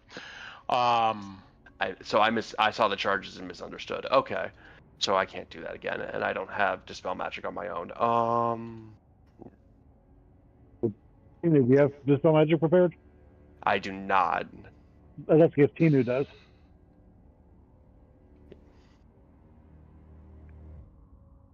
She's muted. Oh, I'm looking. I don't think I do. I haven't really changed them a lot. Hold on, let me look. Don't I have a scroll though? Or did we use that already? If it's not on your Let me sheet, check. you don't Yeah, got it. I'm checking my sheet. Hold on, because I remember we got one. I have all the previous treasure from when we did the when we did the market in the Harpy Tower, and we got the insane delirium crystal. And we don't have any magic items that aren't assigned to people, other than the stuff we found in Yoren's. Yeah, in I Reed don't have Manor. it prepared, and I don't have the scroll anymore. I think we used it. Okay. Sorry, guys. It's all right. I went healer heavy. Probably used it on that treasure chest in the Yeah. Dwarven house. Well, can one of you wiggle your fingers and make, I don't know, a magical hand or something open the door? Or, I don't know, maybe Maybe one of you can use your familiars? I'm just spitballing. There are two things I can do. So if you want, there's something I can get a shot. I'll try. I didn't do it last time. I guess I'll do it this time with the second level spell slot. I will try to cast another knock and see if that just opens the door without setting off whatever this is. You cast knock on the door, and the doors open before you. But Mm-hmm. as they do,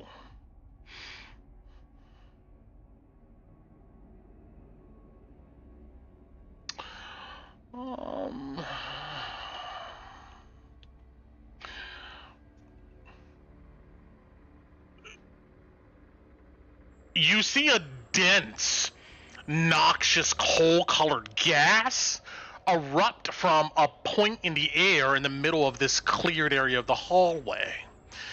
There's a hiss as it billows out into massive, engulfing plumes, filling the passage and obscuring your view.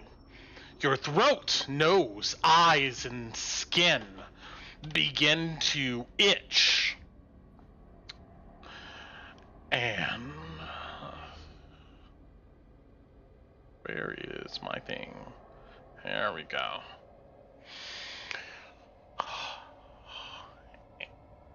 All right, and you already know what's coming up. I need everybody in the green to roll me a Constitution save. Question: is this poison?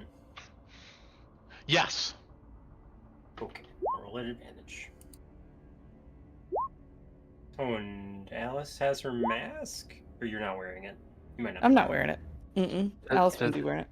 Does it involve breathing, or is it just the fact that It's a magical effect. Yeah, it's unless it says specifically here. No, as long as you're in it, you're affected by it.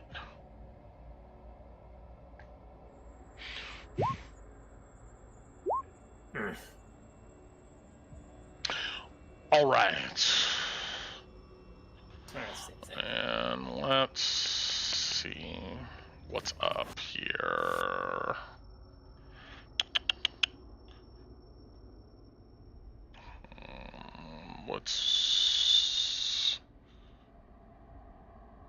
Here we go. All right. All of you who are starting your turn in here, those of you who fail a DC 17 will take 20 points of poison damage. If you have resistance and all that stuff, you can apply to it. If you succeed, you'll take half. This shit just lingers in the air, giving heavy obscurement to where technically you guys can't really even see each other as this coal stuff just billows out and expands in all directions. We're gonna go ahead and pop into an initiative order here. Okay.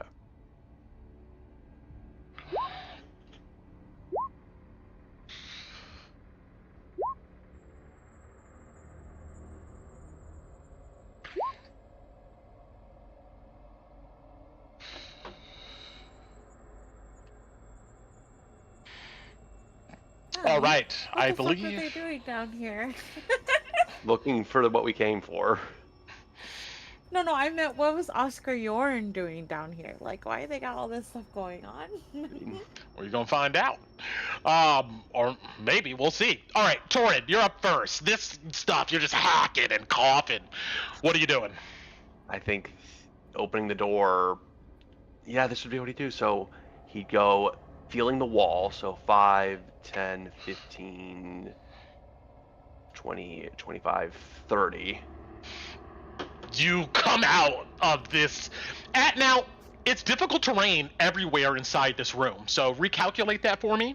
I mean, I'm trying to just get out of this as fast as I can, so if I need to dash, I technically will. Got it. So, moving into this area, you begin to stumble over stuff. You crash into a freestanding shelf. You stumble over a cart with wheels. You bump into a table. There seems to be a bunch of dangling, like, tubes and stuff hanging from the ceiling that you get a little tangled up into. The point is that this place is cluttered full of shit.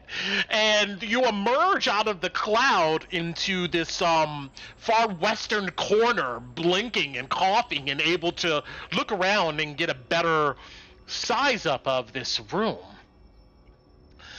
In here, you see two horrifically mutilated and mutated corpses displayed out on dissection tables in the middle of this nightmarish laboratory. The stench of rotting flesh is just potent here. There's hoses and stuff connected to these bodies on these tables, and it almost looks like they've been pumped up full of something. Who knows what is in the flesh of these dissected bodies, but they look to be engorged, muscles bulging, and emanating out from their massive torsos. Someone, probably Oscar Yoren, seems to have embedded some type of cylindrical drum. It's like about the size of their torso. You can see cauterization and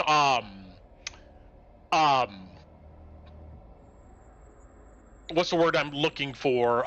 When wounds are healing, scabs and stuff all around the edges of this drum that's embedded, in the stomach of these creatures. And anything else I want to? No, stop! Don't do that to me. Okay, let's do that and.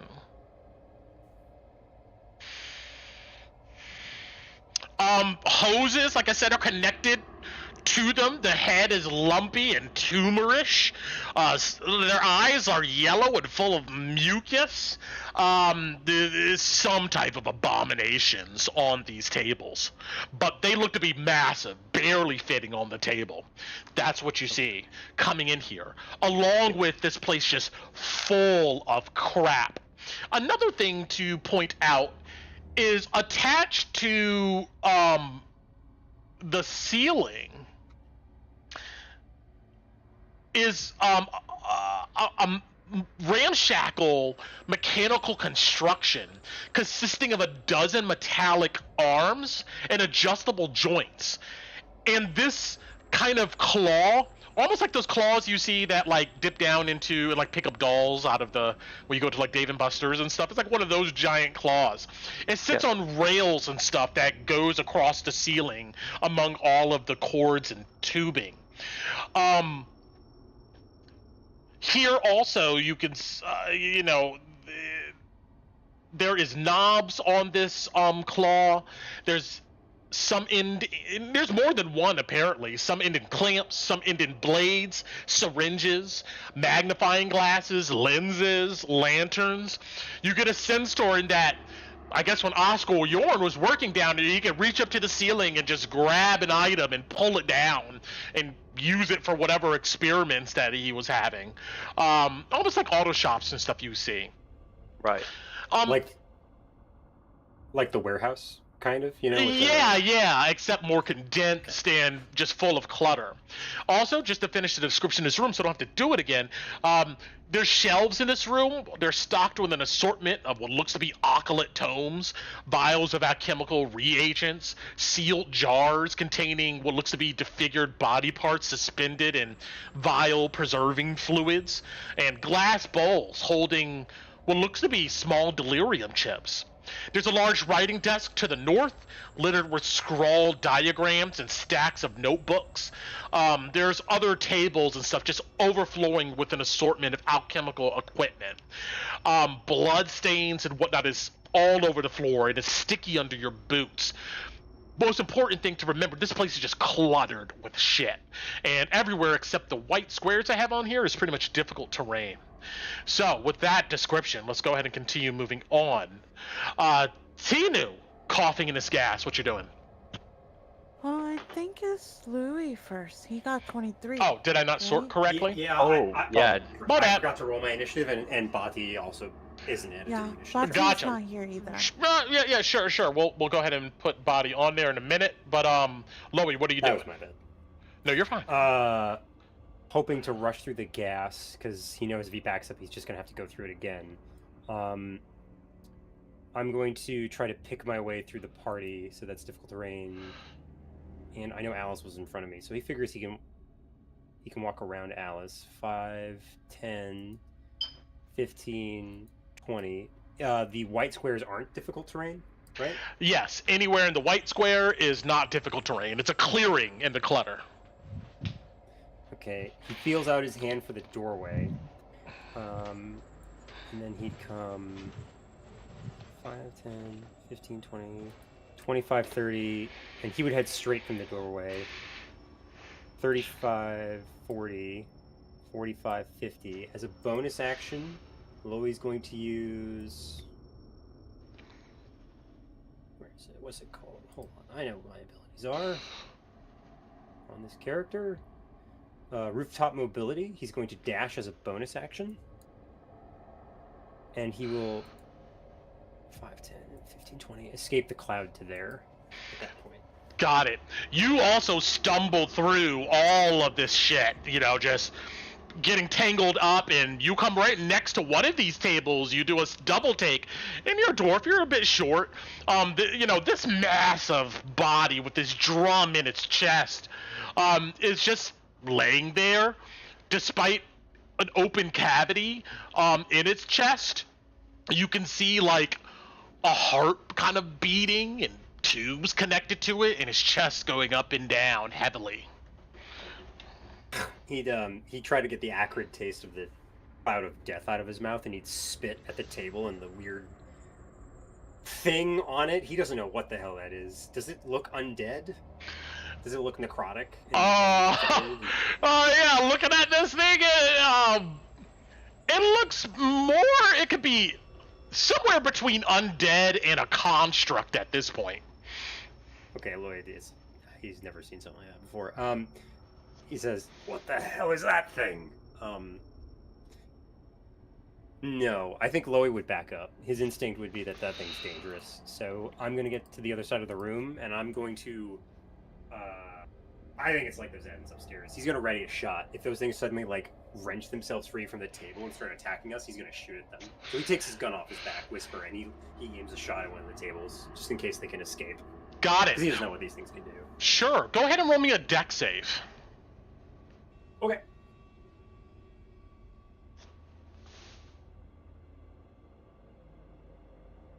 And, Torin, I need the same from you. Alrighty. Ugh, 11. Dex. Here we go. I don't think turning that to a 12 with my reaction is going to change anything.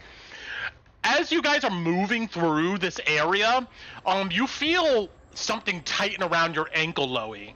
And for you, Torin, something gets clipped like a hose under your chin. And you continue moving forward, trying to get out of this cloud of gas. And you hear a pop noise, and these hoses attach from wherever they're at. And there's a hissing noise as they just go wild like flailing snakes. Oh boy, that's not good. With that, yeah. Uh-huh. Oh, never mind. Oh yeah, you already know. Both of these creatures on the table, they spasm for a second and tick their head and take in a deep breath, and they begin to sit up. But Loey, you do get your readied action off here. I knew it! Bang! He shoots immediately. my god. Okay. I'll shoot at the one that I was next to on the right. Am I restrained by the hose that's around my ankle? No. No? Okay. No. You're able to. It just disconnected whatever it was connected to, and these creatures have arose from it. Got it. Okay. I'll roll with advantage because I'm assuming you're going to be alone.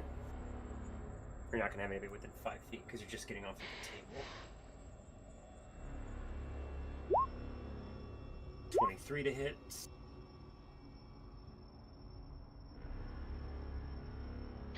And there's an image of these creatures. But a 23 hits, yes. And that's going to be 10 piercing damage. Okay.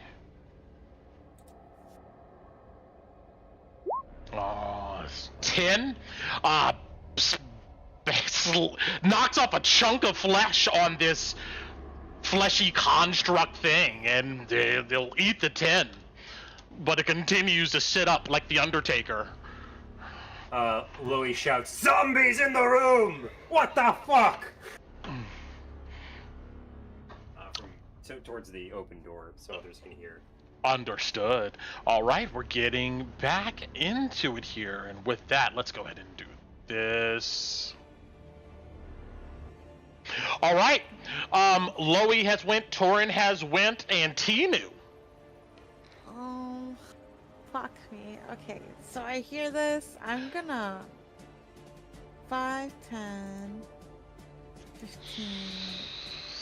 Oh, it's difficult terrain in the gas, right? No, it's only difficult terrain in any space outside of the white squares you see.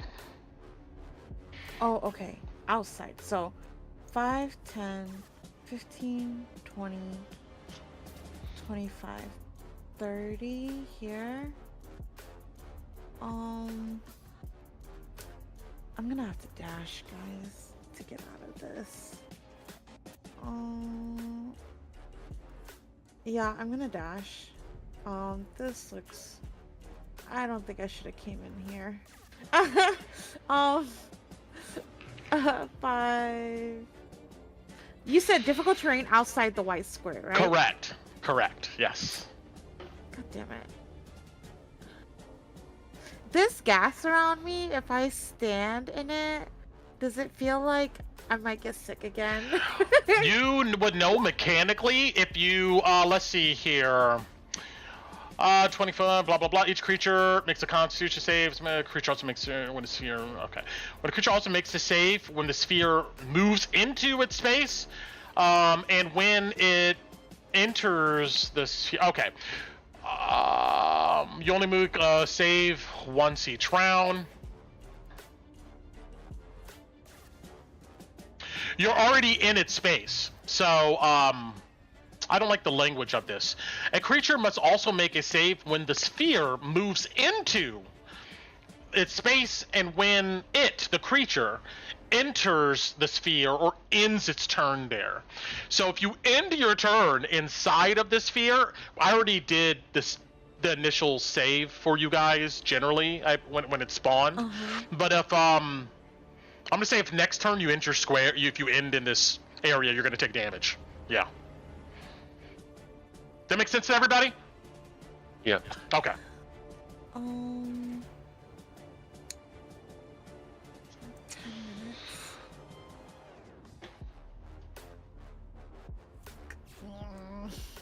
Okay, can I take back that 5 feet? I'm gonna stay in here. And then I'm going to, or actually I'm going to cast,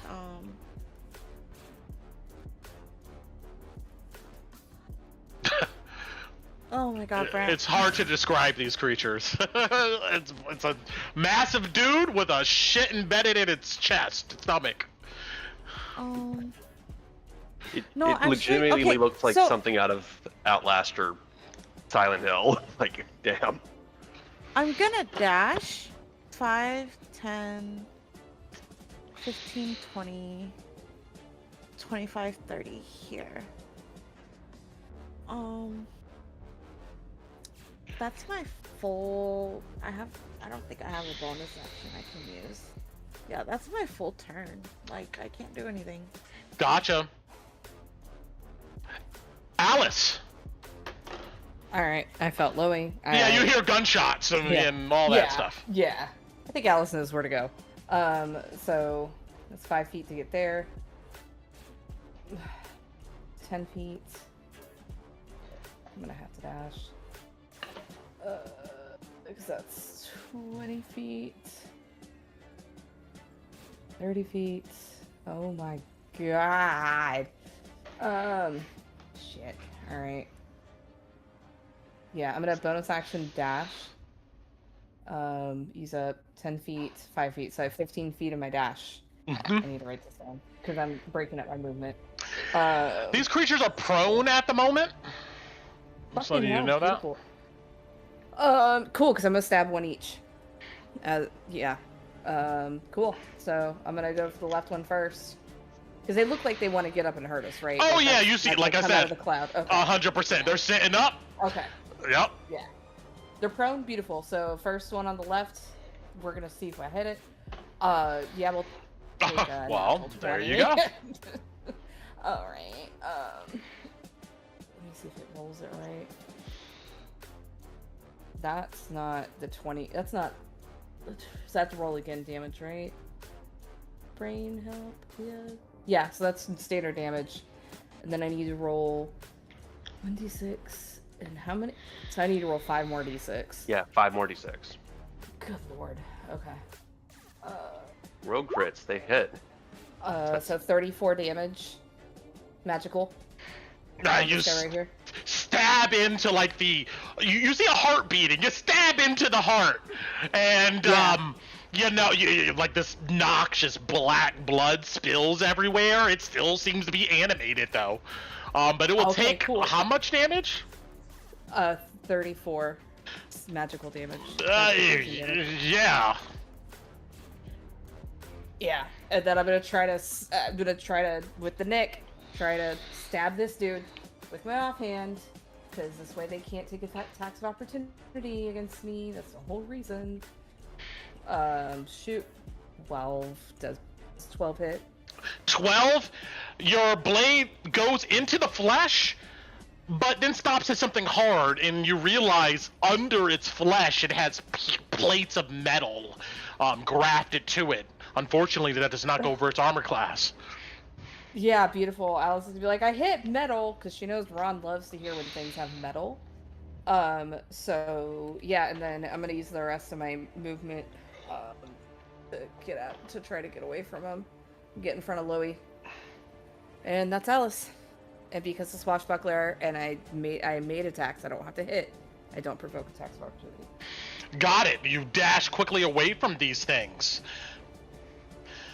They spin their movement. I would have been able to get pretty much knocking over the tables they're on, standing up. Using 15 feet of movement, they look around, and the thing that's embedded in their chest, you see valves open, and a hissing noise emanates out, and this gray-colored gas emanates out from them in a 10-foot radius. And let's put it here. That there, and let's see here. There's 1, 2. Oh, I'll make this gray too.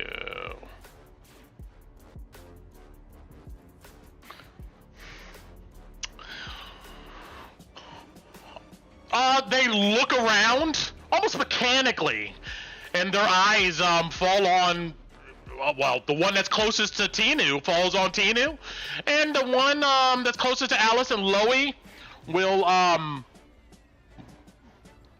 stumble over to your direction.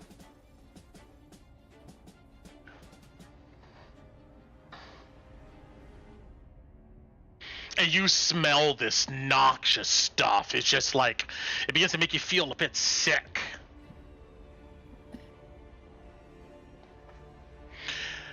You see another valve open up on its canister.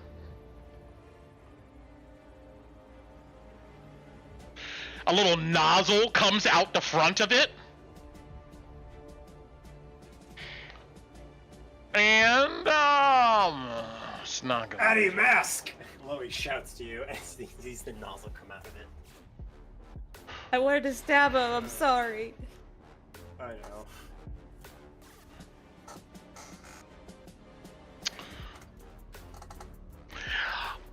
Tinu and Torin, you feel a blast of like extreme cold. Icicles, frost just forms over your body. Roll me a Constitution save.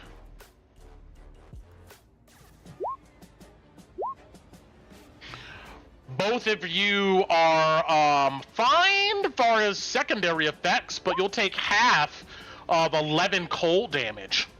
That's 5. To the north of you, a bluish-green gas just billows out at you, Loie and Alice. And I need Constitution saves from both of you. Is this a poison? Yes.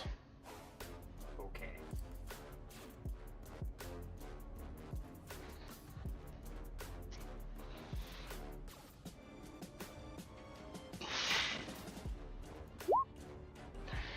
Both of you are fine from secondary effects, but those of you who do take it, you'll take 13 points of poison damage. Halved and halved. What would that be? 6. It rounds down. That's their And then turn. If you half it again because you're resistant, what do you get? 3? Right? 3. Got Yep. it. Okay. Ron! Alrighty, so that's 5, 10,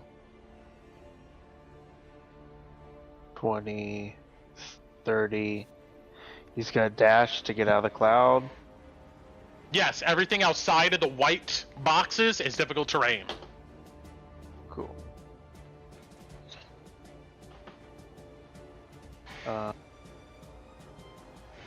Wow, okay. Seeing all the clusterfuckery in here. Yeah, you just see like a white cloud forming in this room around these creatures. That's right, he's gonna step a little bit out of the way. As a bonus action, he is going to...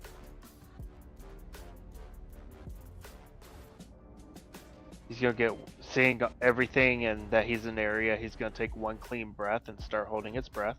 Just want to make sure that's said. And as a bonus action, we are going to once again activate Starry Wisp, and we're gonna go after the Starry Archer, and we're gonna attack this guy right here. Action, bonus action, Starry Archer. Oh, that was so close to a crit. 17 to hit. 17 will connect. Cool. For 7 points of radiant. Slams into the back of this creature with all of its hoses and stuff. It stumbles, doesn't even seem to really acknowledge it, but it takes the damage. Sounds good, and that'll end my turn. Got it. You two crash through like all the items and stuff in this place, and make your attack. Kolabadi.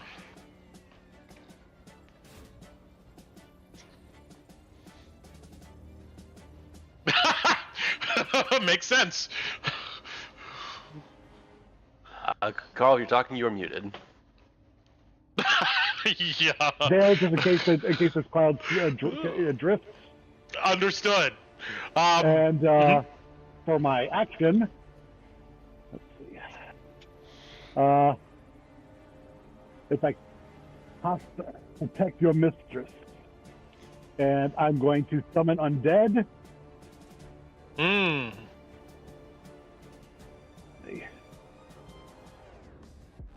I think I need to. I think I drag another copy of my stealth. Yeah, I don't know if I Yeah. ever fix those tokens, but But I should be able to decide. Okay, that.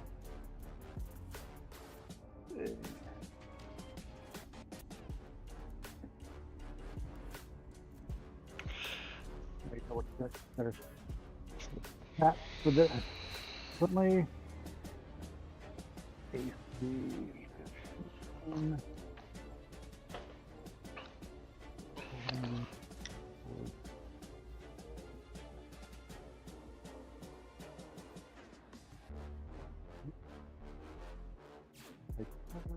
Bonus action. Caress Hester's Speak. Gaze of Two Minds.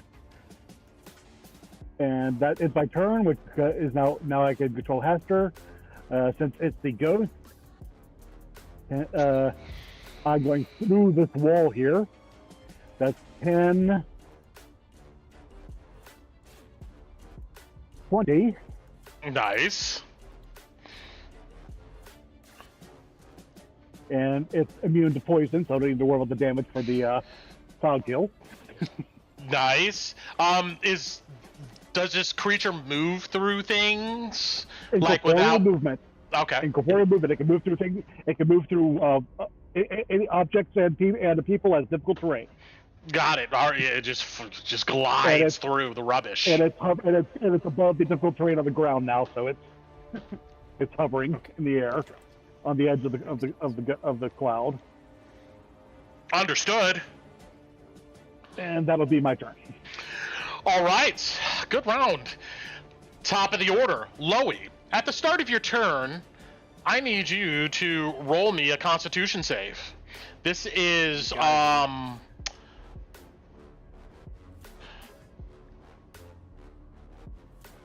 This is not poison.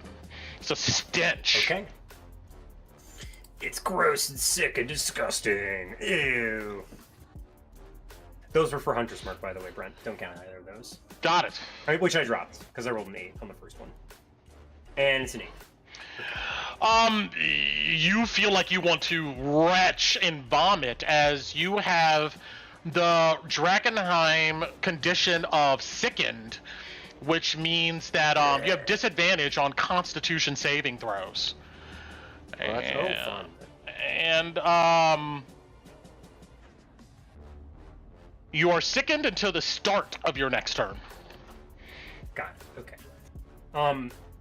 Loey looks at Alex at Addie and says, "Hey, give me your hand!" As he starts coughing up a phlegm as his spit starts turning gray and mimicking the gas around him. If you give him your hand, Addie, he grabs your hand. He starts incanting some dwarven words, and he says a few incantations, and he casts protection from poison on you as his action. Oh shit. Thank you. You're welcome. As a bonus action, I'm going to dash to get the fuck away from this guy. And I'm going to activate Rooftop ability, which allows me to... Actually, I'm going to activate Gutter Runner, so that way my bonus action dash does not provoke attacks opportunities so long as I move through a creature's square. So I'm going to move here for 5, 10, 15, 20, 25, 30, 35. Yep, to there.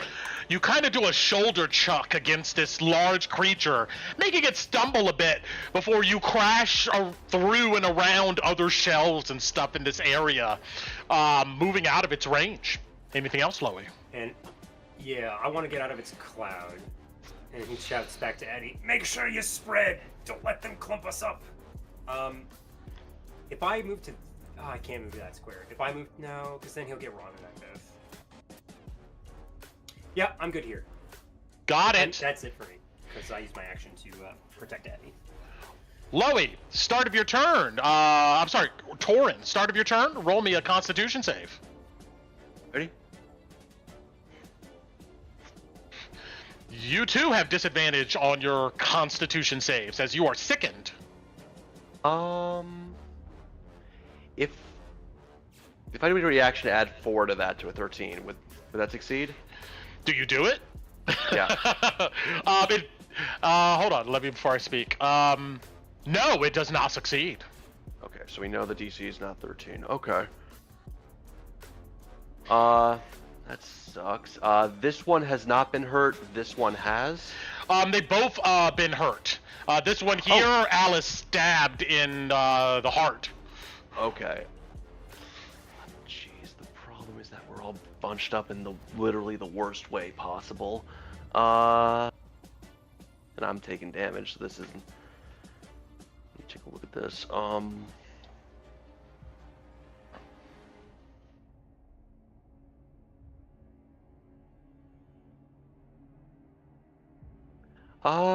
Yeah, I don't think this is a scenario to hold back, so I'm going to cast at 3rd level at the one right here, Mind Spike. So give me a Wisdom save, please. DC 16. Got it. Wisdom save. With a +0, we'll get 17. It's going to take half of 7. Oh my god, that's a low roll. I'll give it 4. All right, and then I will, with movement up here. Got it. You crash against the furniture, shoving it out the way, trying to get out of this cloud of stuff that's just filling this space. Luckily, there's no obscurement to it. Anything else, Torin? No, that. Oh, actually, hold on. Wait, I couldn't have done that because he's my reaction. I'm gonna do the movement, but I have to give him back the 7 health, and I'm gonna do Toll the Dead instead. I'm sorry. Okay. So it would still be a Wisdom save, so it's gonna be half of 2d12. Gotcha. My bad. I forgot. No problem. Messed up my ability.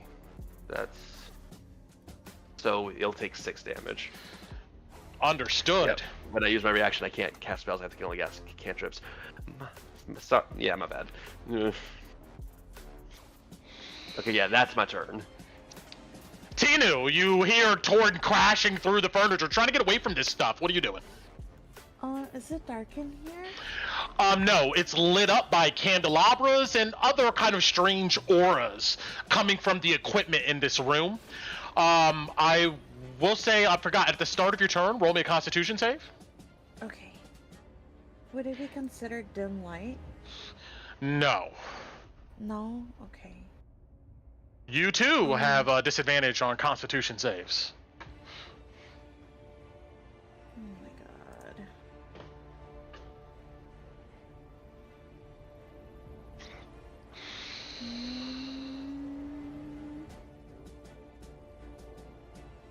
Torin, this door doesn't open? I point to this door. I don't know. I didn't try. You didn't try? Okay. Oh. Fuck my life. Okay, I'm gonna move here. 5'10". Mm-hmm. And can I free action try to open this door? Sure. You try to open the door? Yeah, it's locked. I only locked it so you guys didn't open it by mistake, but it opens into a clear hallway lit by candelabras. There's a hallway here, and I'm gonna I will cast as my action. I'm gonna do Twilight Sanctuary. Okay. Where is it? Did this guy get op attack? Because I was in his space and I moved, Brett. Yeah, if you moved away from him, 100% he's gonna go ahead and try to. He swings. Sure yes, thank you. Yeah, he swings at you. 23 hit. Okay. Yeah, 23 hits. You'll take 14 points of bludgeoning damage as a fist slams into you. Okay, and then I want to move. Oh, stupid heart. I want to move. Oh, I can't see in here though. Damn it, guys! I'm gonna move 5 feet here. I can see Alice. And yeah. yes, go ahead. Go for it. What else do you do? Oh, that was action. I don't think I have a bonus action I can use. Yeah, that's my turn. Understood. And let me roll my Interesting. You glow once again. Alice! Con save? Yes. Okay. Beautiful. 17. You cough, but you're fine. Great. Yeah, and see what's going on. She's gonna step forward. I'm gonna try to shank this guy with my action. Got it. You kick away a rolling desk or a little file cabinet and stab at it. That connects. All right, this will not be sneak attack because he has somebody close to him. So, it's just gonna be the regular damage. It's gonna roll all of it though, so it's just gonna be 11. You stab into its body. Damage. Got it. Yeah. Yeah, and so that was. I can get here. But when I'm here, I'm gonna offhand stab at this guy. Actually, Got it. I don't have to. Actually, I don't have to. Because he already took a reaction. So I'm gonna offhand stab this guy at advantage because he's vexed. So yeah, let's do that. There we go. I actually hit with my right one. 23 to hit. That'll hit. All right, this will have sneak attack on it since it's at advantage. He's gonna take 31. Yeah. Once it's like chest cavity is open and you see like organs pulsing and stuff above the canister that's embedded in it. You slash into it. Blood sprays all over you. It smells disgusting. I just can't stay clean here. And then I'm gonna keep moving. I'm gonna bonus action dash to get up in here. This would have been full movement here. Bonus action dash to move in here behind Tinu. And this is full. Oh. Okay. Yeah, you run down the hall. Yeah. And to the hall to the north of you is difficult terrain. It's full of clutter and debris. But there's another metal door with a glow coming from it. All right, cool. Is there a glow coming from this one? No. All right, I'm gonna get up to the door and try to free action open it. You open the door, and soon as you do, Yep. you see Fucking it's do it. full of zombie monstrosities in the darkness. They're now kind of illuminated by Tinu's pink glow, and they all look in your direction. And they're going to add themselves to the initiative here. I'm gonna close the door You want me to close the door? and move back 10 feet because I had 10 more feet because of my dash gives me extra movement. And I'm gonna be like, Tinu, there's undead in that room. They're coming. Oh no! Oh Let me add this guy to our initiative. Well, when it loads. But, oh, I gotta wait because it's my turn. Okay, here we go. And, jeez. And then, these other guys. And, oh, wait a minute. Did I roll the right one? Yeah, I did. Okay. And then our other one. All right, there we go. We were at Alice. Yes. Now it's these creatures. They stumble through the wreckage towards Tinu. And let's see. Let's roll D6 here. All right, well.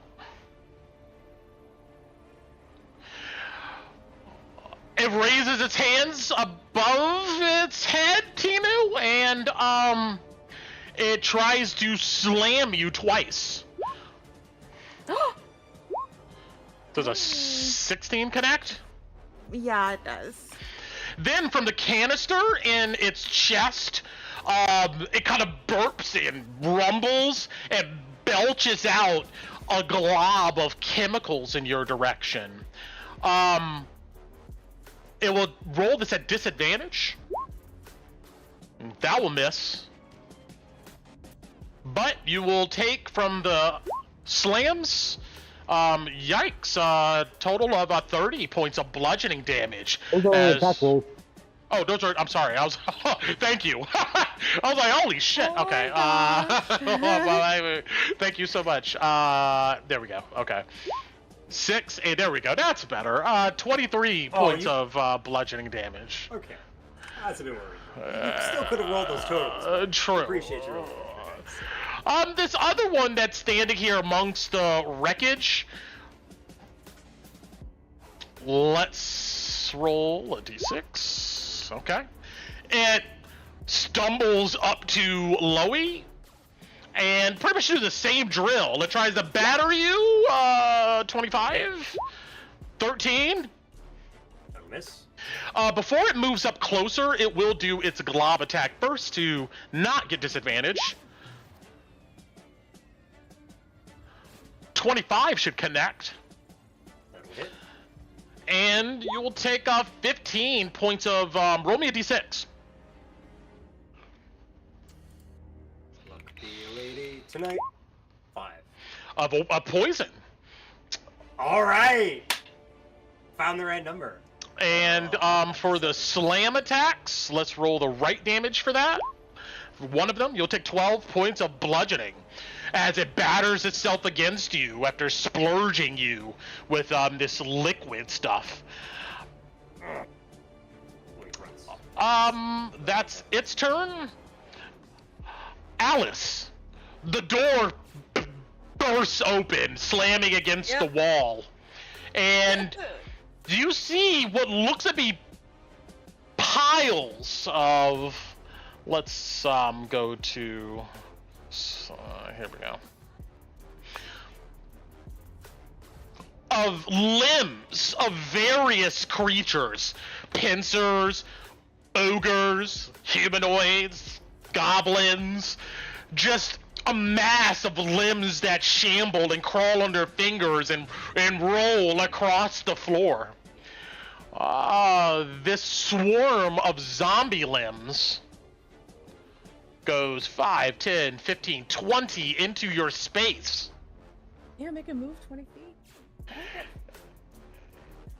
And, Yeah, ew. one of the hands, like, tries to climb up you and slap you in the face. 21 hits, it gets the slap. It slaps you. The disrespect. Yes, you'll take 3 points of bludgeoning damage. And then other limbs, like, grab onto your body, almost like weighing you down, or try to. An attack roll, does a 12 hit? Nope, absolutely not. Then that's one's turn. 5, 10, 15, 20. You guys just hear Alice screeching, "Get off me! Get off me!" Both of them... 2 swarms can occupy the same space. Am I right on this? Or no? I mean, I do it all the time, personally. They can I do. they can occupy a creature's space because they're tiny creatures. Yeah, So yes. I'd let it. Yeah, 2 or more swarms can often occupy. Okay, there we go. We're gonna run with that. Yeah, they all of these limbs, they just move. Same drill. They're going to, one is going to try to slap you on the other cheek. What a With a crit! crit, it Oh absolutely my does. god, these The slapping bastards. disrespect. The disrespect. God, Brent. And, and Give you'll yourself take another D6, 4 points of bludgeoning damage. And this one will try to grab you, and we'll fail at it. And 5, points 10, of 15, insult 20, damage. 25, This is a 30. pride problem. All 3 of them.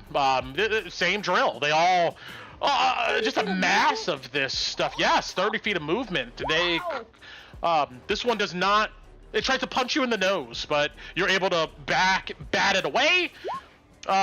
These things can't grab onto you for nothing. Yeah, And 5, Alice 10, is just screeching and squirming so much. I'm having a hard time getting a hold of her now at this point. She's making a ruckus for sure. Did that one leave my... Yes, it did. It did go. It did. The swarm moved past you and dashed into Tinu's position. Square. I would like to attempt to Yes. stab the hell out of it. Cool.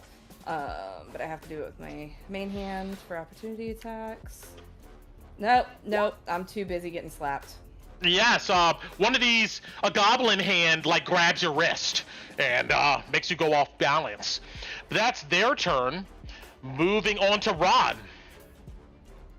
Alrighty. Sorry. So, do these guys have metal stuff all over them? Yeah, these guys do have metal stuff all over them. Yes. You... Alright. So, as an action, the one in front of Tinu, I would like for him to make a Constitution saving throw, please. Well, I don't even think it matters because he technically can't drop his weapon, correct? No.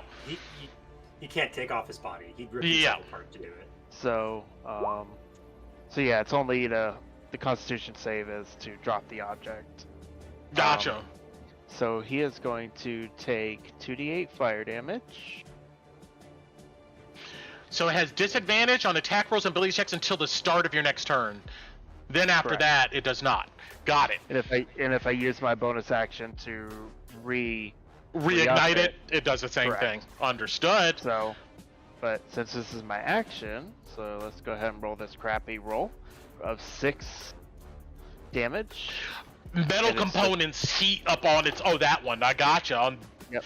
Yeah, through the cloud, you see they glow bright red, sizzling into its body. Its canister. We'll go ahead and take the 6 fire. Sounds good. And as a bonus action, you know exactly what I'm gonna do, so let's just go ahead and roll it. Oh, come on, that was almost a 20. 21. 21 connects. Cool. He's gonna take 8 more points of radiant. Jams into its back as it's facing Tinu. Cool. And Ron's gonna move down 5 more feet, and that is it.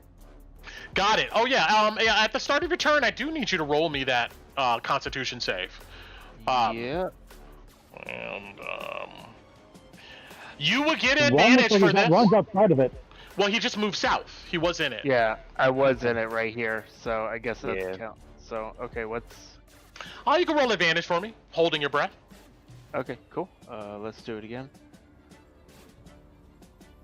Because, hey, that's a little bit better for 16. 16, that will succeed. All right. Woohoo. No effect? No effect, you're fine. Cool. I'm still gonna move then, and that'll be all. Kolabadi, you look through the vision of Haster here. Okay, have to go look at this one here, Shriek, and I'm going to be wanting to go through Haster, edit. All right, this one right here, right? Yeah, the one in front of Blowy. Got it. That'll connect. They'll take 11 force damage and push back 10 feet. Five, 10. It crashes up against the wall here.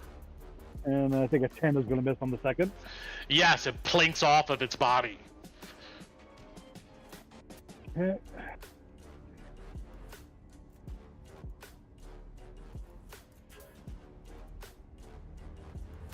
And I will. Okay, that'll finish my turn. Now Haster's turn. Let me double check.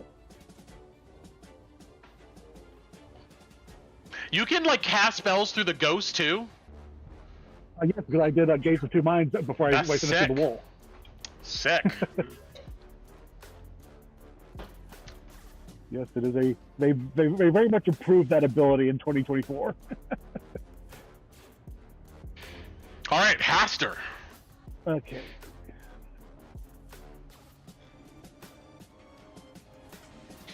See.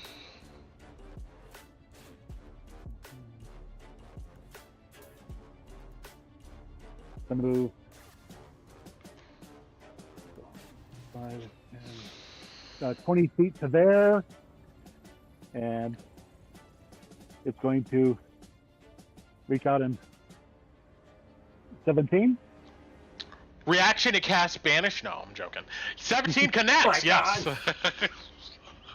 Okay, it'll take 9 necrotic damage, and can it be frightened? No. It does not register any type of fear. Okay. And I will attack a. It'll attack again. 13. 13, unfortunately, will glance off of the big drum in its chest. And then it will.